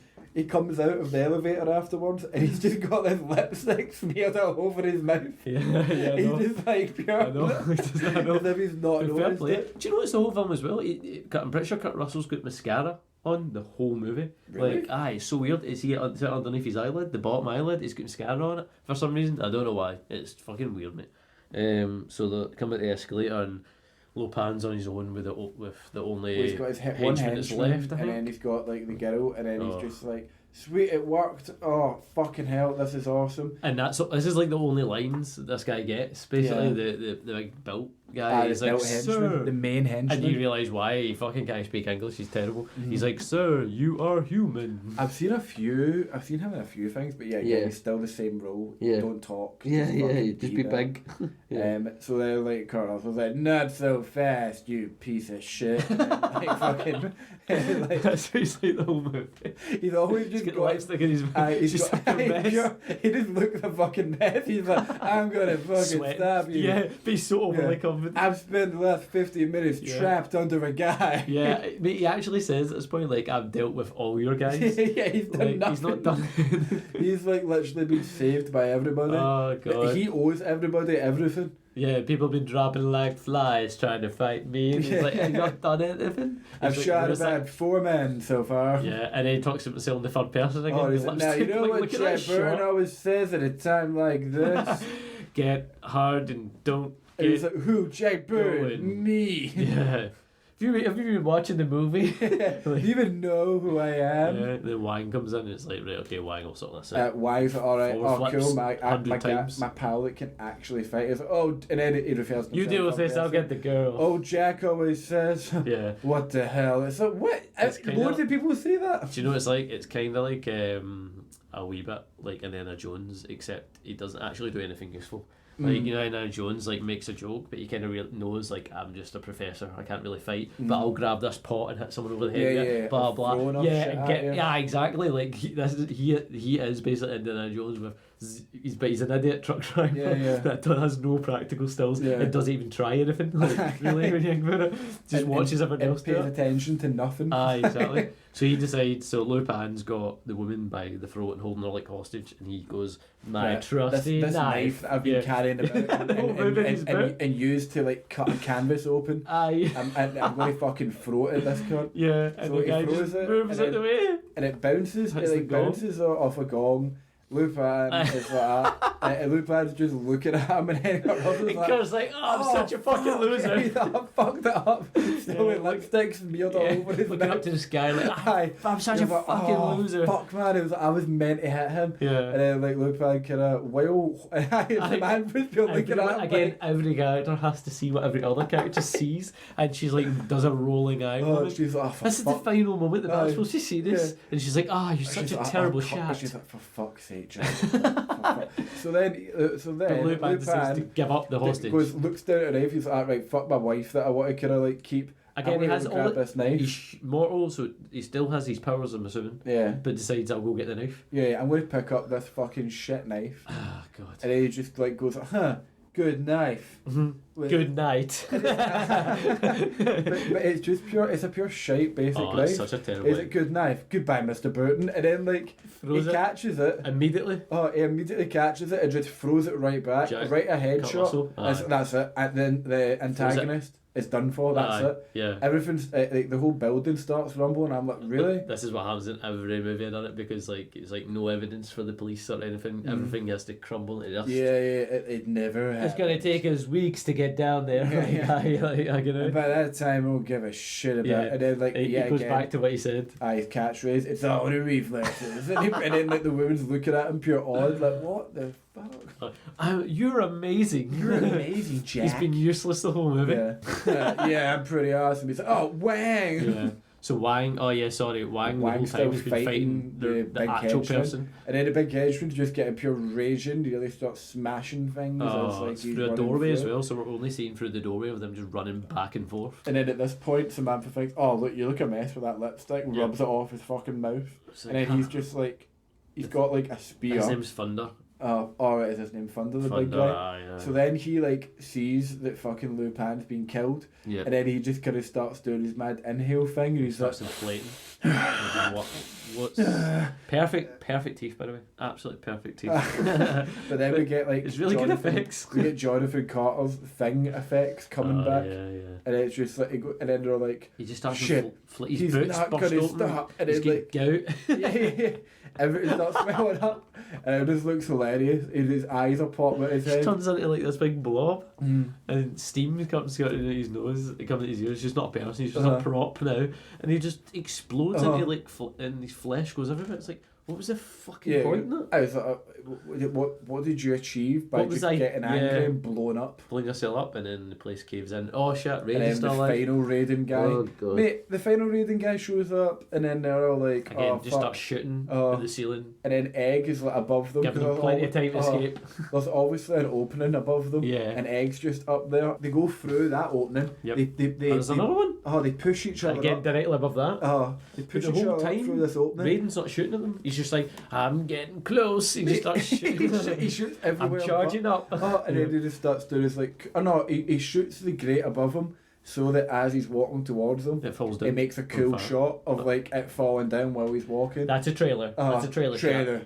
That's a campaign. And then he just like Jack's stops as the last guy, and then tries to shoot lightning at him. His legs misses. He's not moving. Does more lightning moves, misses again. It's a still stop target.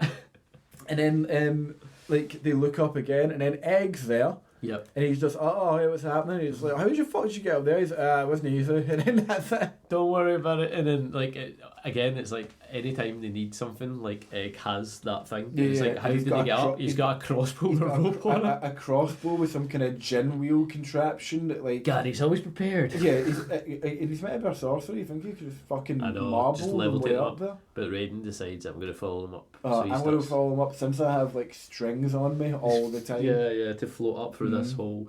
and the last person's not up, and it's Wang. And then fucking Egg goes, wait, I've got an idea. Just picks up a fucking heavy statue, and just drops it. Oh, and the guy blows up.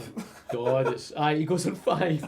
I know, the guy combusts, and then that's when like the last bit of lightning forms a Chinese symbol that's supposed to say John Carpenter apparently in Chinese. What a lovely touching tribute. What an Easter egg for the fans. Oh yeah, exactly. So alarms are going off. And alarms going off. They're all trying to get closer and closer to the normal world.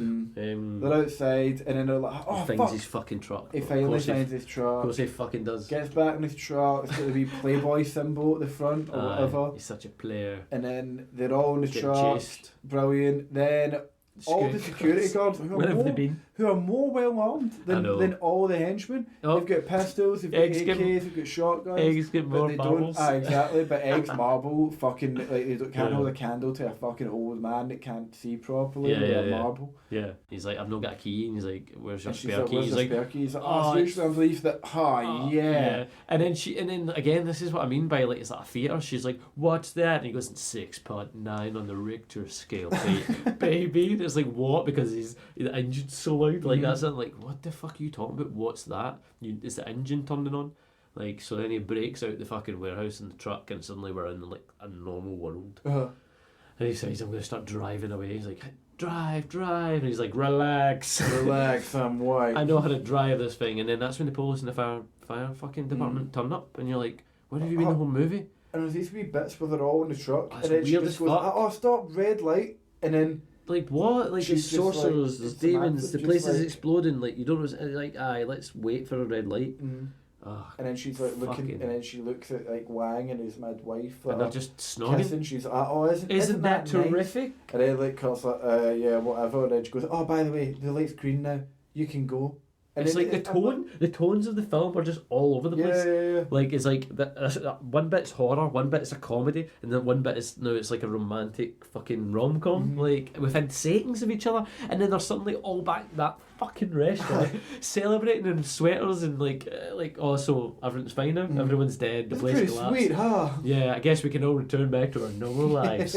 It's like, what? And fucking Eggs just doing a bong. He's just smoking weed. Taking a bong hit. Celebrating, yeah. Off on his own. And then he goes to leave and he's like, hey Egg, will we ever see you again? Like one of those fucking things. No, I planned a vacation a while ago and I'm gonna fucking do it now. Yeah. Fuck shit. This stupid movie. Yeah. I'm waiting to go see my lawyer to tell him all about this. I'm gonna tell my lawyer a really vague synopsis of this whole experience. Why does it not go back to that bit? And what was the point? Like, why we didn't need it? It could have just dropped us into the start of Kurt Russell in the truck. Do you know what I mean? It didn't have to like tell us the whole thing about him being a lawyer and telling us about how Jack Burton survived. Like, then he's actually telling us that he'll survive at the end of it, and he's a hero. So then sweater goons like chatting up the other guy because there's 3 women and 3 guys, so they all need to couple up. Yeah, they also fuck each other. And then like they had the kind of side character guy is like, so how are you gonna write my story? And she's like, maybe you can come over to my place later and help me figure out the title. Yeah. It's like, okay, that's just the intro to a porno. Who cares? I know exactly. Yeah. And Wang decides to give him triple the money. It's the double. He's got his bird, and it's the green-eyed woman that has not spoke. She actually says one word, and she says, I think when they're in that bit where they're about to escape, she goes, there. She points up the way, and that's it. That's your end. Can you say there? Yeah. Yes, I can say there. One take. We'll pay you for there. So he gets the money and goes, you earned it, Jack. And Jack's like, and usually, like, in normal, not normal. Yeah, it's quite funny. The guy just goes, no. You and your wife use it. Yeah. And then he's sweet. He just turns around and walks I'm a bit of a douchebag. And then even that's so bad for women to just go like that. They're always why are they always leaning against a pole or a wall or a pillar? I'm just a woman leaning against a pillar waiting to be kissed. I'm just waiting for you to do something. Yeah, exactly. And he goes, and they try and describe like what kind of life they would have together if they go off, and he goes, I don't know, I kind of rub people the wrong way eventually, so it's a no. Yeah, you know what, fuck it. You're not really that interested in me. Yeah, I'm going to pick up a prostitute in the next stop. I know, he's just going to go back to being a truck driver. And what was it? Sweater gun goes, aren't you going to kiss her? And he just, because he's like walking away, he just turns and goes, no. Nah, fuck that. I know, and she's like pure gutted. She's just like that. And I thought he was gonna like do it after that, and she's like, Samantha's like, see you around, Burton, and then he goes to the door and Wang comes up to the door and they look at each other like they're gonna kiss. Like it's like as if they haven't like they're having like that moment that you're supposed to have with Samantha. Like bye, Jack. Is like we really shook the pillars of heaven, didn't we? Yeah, exactly. No shit, Jack. They're gonna go fuck like. No shit. Yeah, we're just a couple like guys. Yeah, and then he did this stupid mad kung fu thumbs up. Puts on his sunglasses. Fucking leaves. That's him. And he goes to open his mouth to say something, then just doesn't say it. Yeah, all this magic, perfectly normal. And it cuts back, and then he's sitting drinking a bottle of whiskey while driving his truck, and he's back to his mad monologue and go like, the Pork Chop Express. The Pork Chop Express here, stormy night when the lightning's crashing, the thunder's roaring, the rain's coming down. That's the rating, guys. The sheet thick as lead. Yeah. Remember what old Jack Burton does when there are earthquakes and the poison arrows fall from the sky and the pillars of heaven shake. Yeah, Jack Burton just looks that big old storm right square in the eye and says, "Give me your best shot, pal. I can take it." And then for some reason, that mad weird monkey monster thing is just sitting in the back of the truck. Yeah, it's this and then just cut credits. Oh my god. That's the end of the film. That's it. Don't ask any questions. That's the end. No questions. Like, you must have been in the cinema going like, what? Like, if you were stoned watching that, you'd be like, what the... Did I actually see that? Or was I really stoned? Like, it's fucking nonsense, like, but kind of enjoyable at the same time. Yeah, no, I really enjoyed it, mainly because it's so out all over the place. Out of like it takes a lot of risks for all the films that I've seen in the last like 20 years, and this film is nearly 40-year-old. I know. I can see why it's popular. I don't know how it became like it's like a kind of cult. I don't know how people go, "Oh, pure love that." Like I'll never be somewhere and go, Big Trouble in China, "Oh, pure love that film." Like I just go, "How mental is that film?" Yeah. I would never say I loved it. Like I would just say, "Oh, I enjoyed it," but I don't think I'd watch that again. There's no catchphrases. You know, there's nothing. All I think the that's reflexes is like the only thing, and that's not even a fucking catchphrase. But like, see when he goes back to truck driving, he just goes back to like as if like, I guess magic's real, demons are real, magic's real, immortality's real. Yeah, fucking killed an ancient demon emperor guy. Yeah. Weird beings exist that take men in the shadows of the night. But I'm going back to delivering food. There's an underworld. Yeah. But I just like to keep things simple. Yeah. Jack Burton. Yeah, I just like to refer to myself in the third person and talk to my radio. Yeah, no one listens. Yeah. Oh god. So it cost 25 million. It was a flop, mate. Was it? Aye, I was surprised. I thought this was because it's so famous and you hear about it. 11 million. So it made. So it's really bad, but it must have made a lot on DVDs because it fucking and everyone with T-shirts and all that shit, merch. Oh yeah, the merch. The merch, because that was quite big back then, and also you get fucking Kurt Russell. He made a lot of flops at that point and didn't want to do this. Yeah, didn't want to make another flop.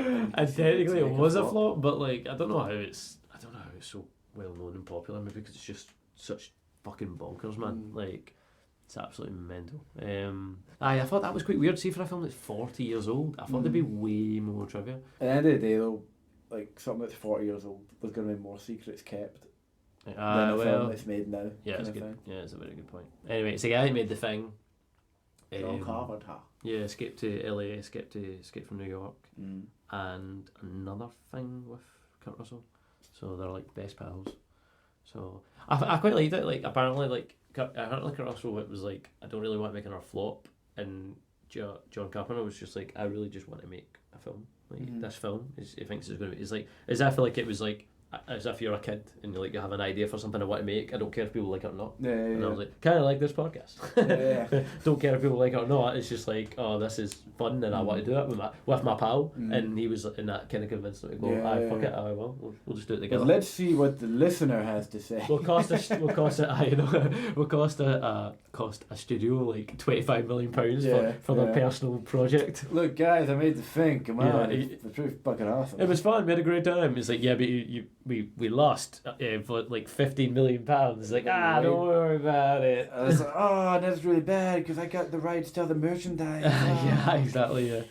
Oh yeah, this is actually quite weird. You know, we just made fun of like how the opening scene was pure stupid. Yep. The opening scene wasn't actually in the originally in the film. Yeah. But according to John Carpenter, the head of fucking Fox felt that at the time of Rambo, Kurt Russell's character Jack Burton wasn't heroic enough.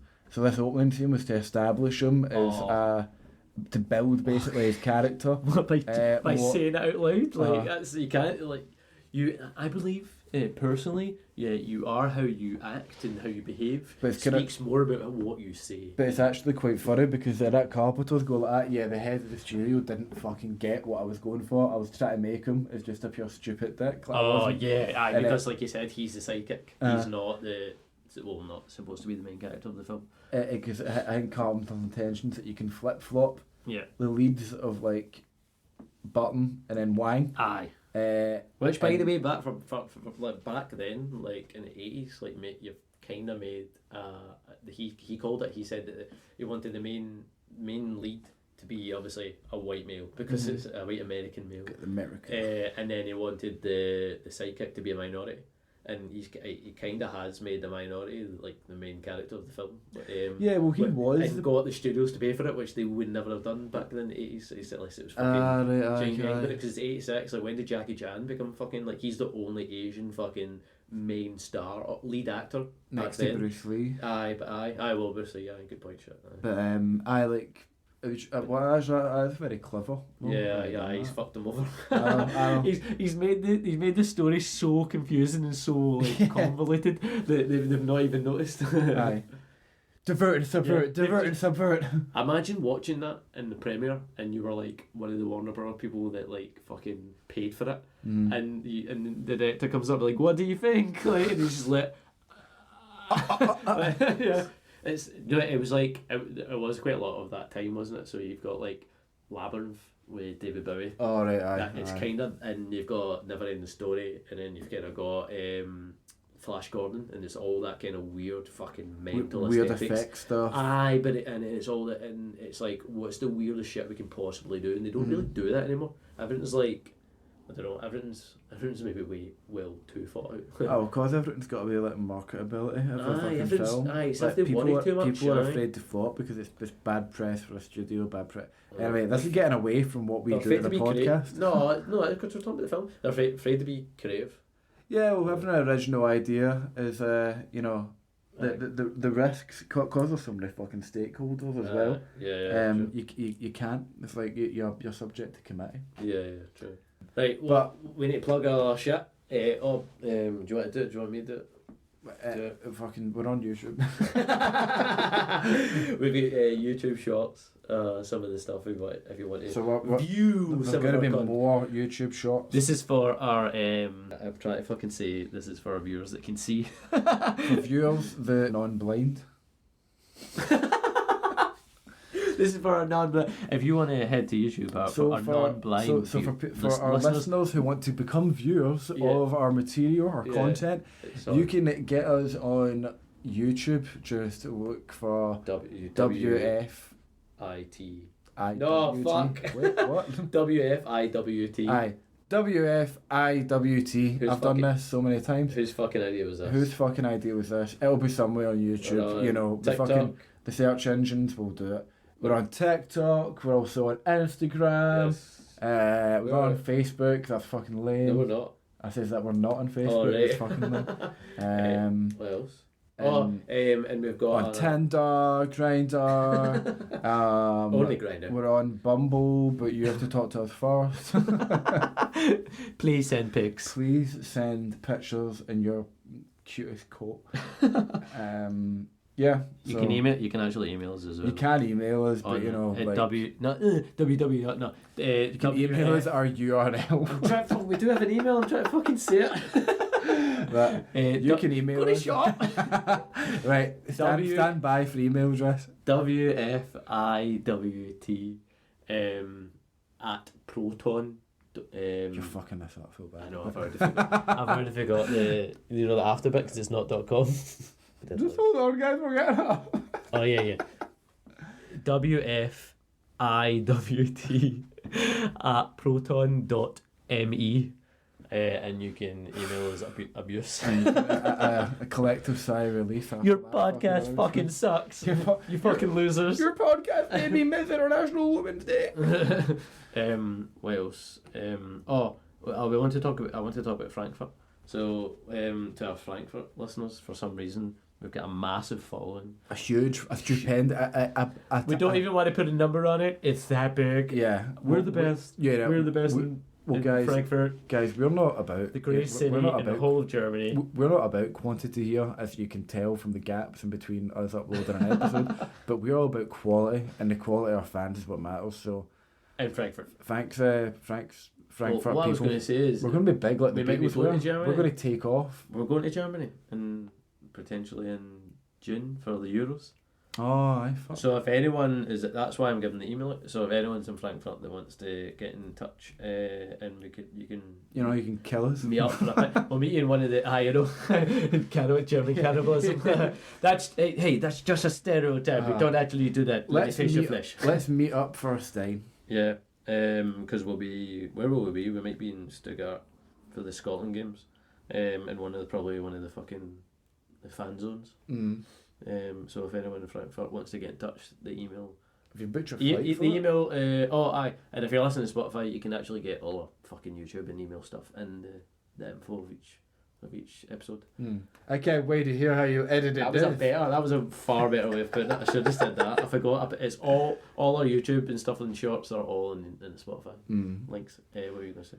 No, I'm fucking done. Cheers. I'm done with all of you. So next episode will be another kurtrussell. And it's one of the escapes, I think. Escape this podcast. No, it's Escape from LA or New York. One of the two. One of the ones. Okay. Bye. Right. Well, thanks a lot for not really paying attention. Not kidding.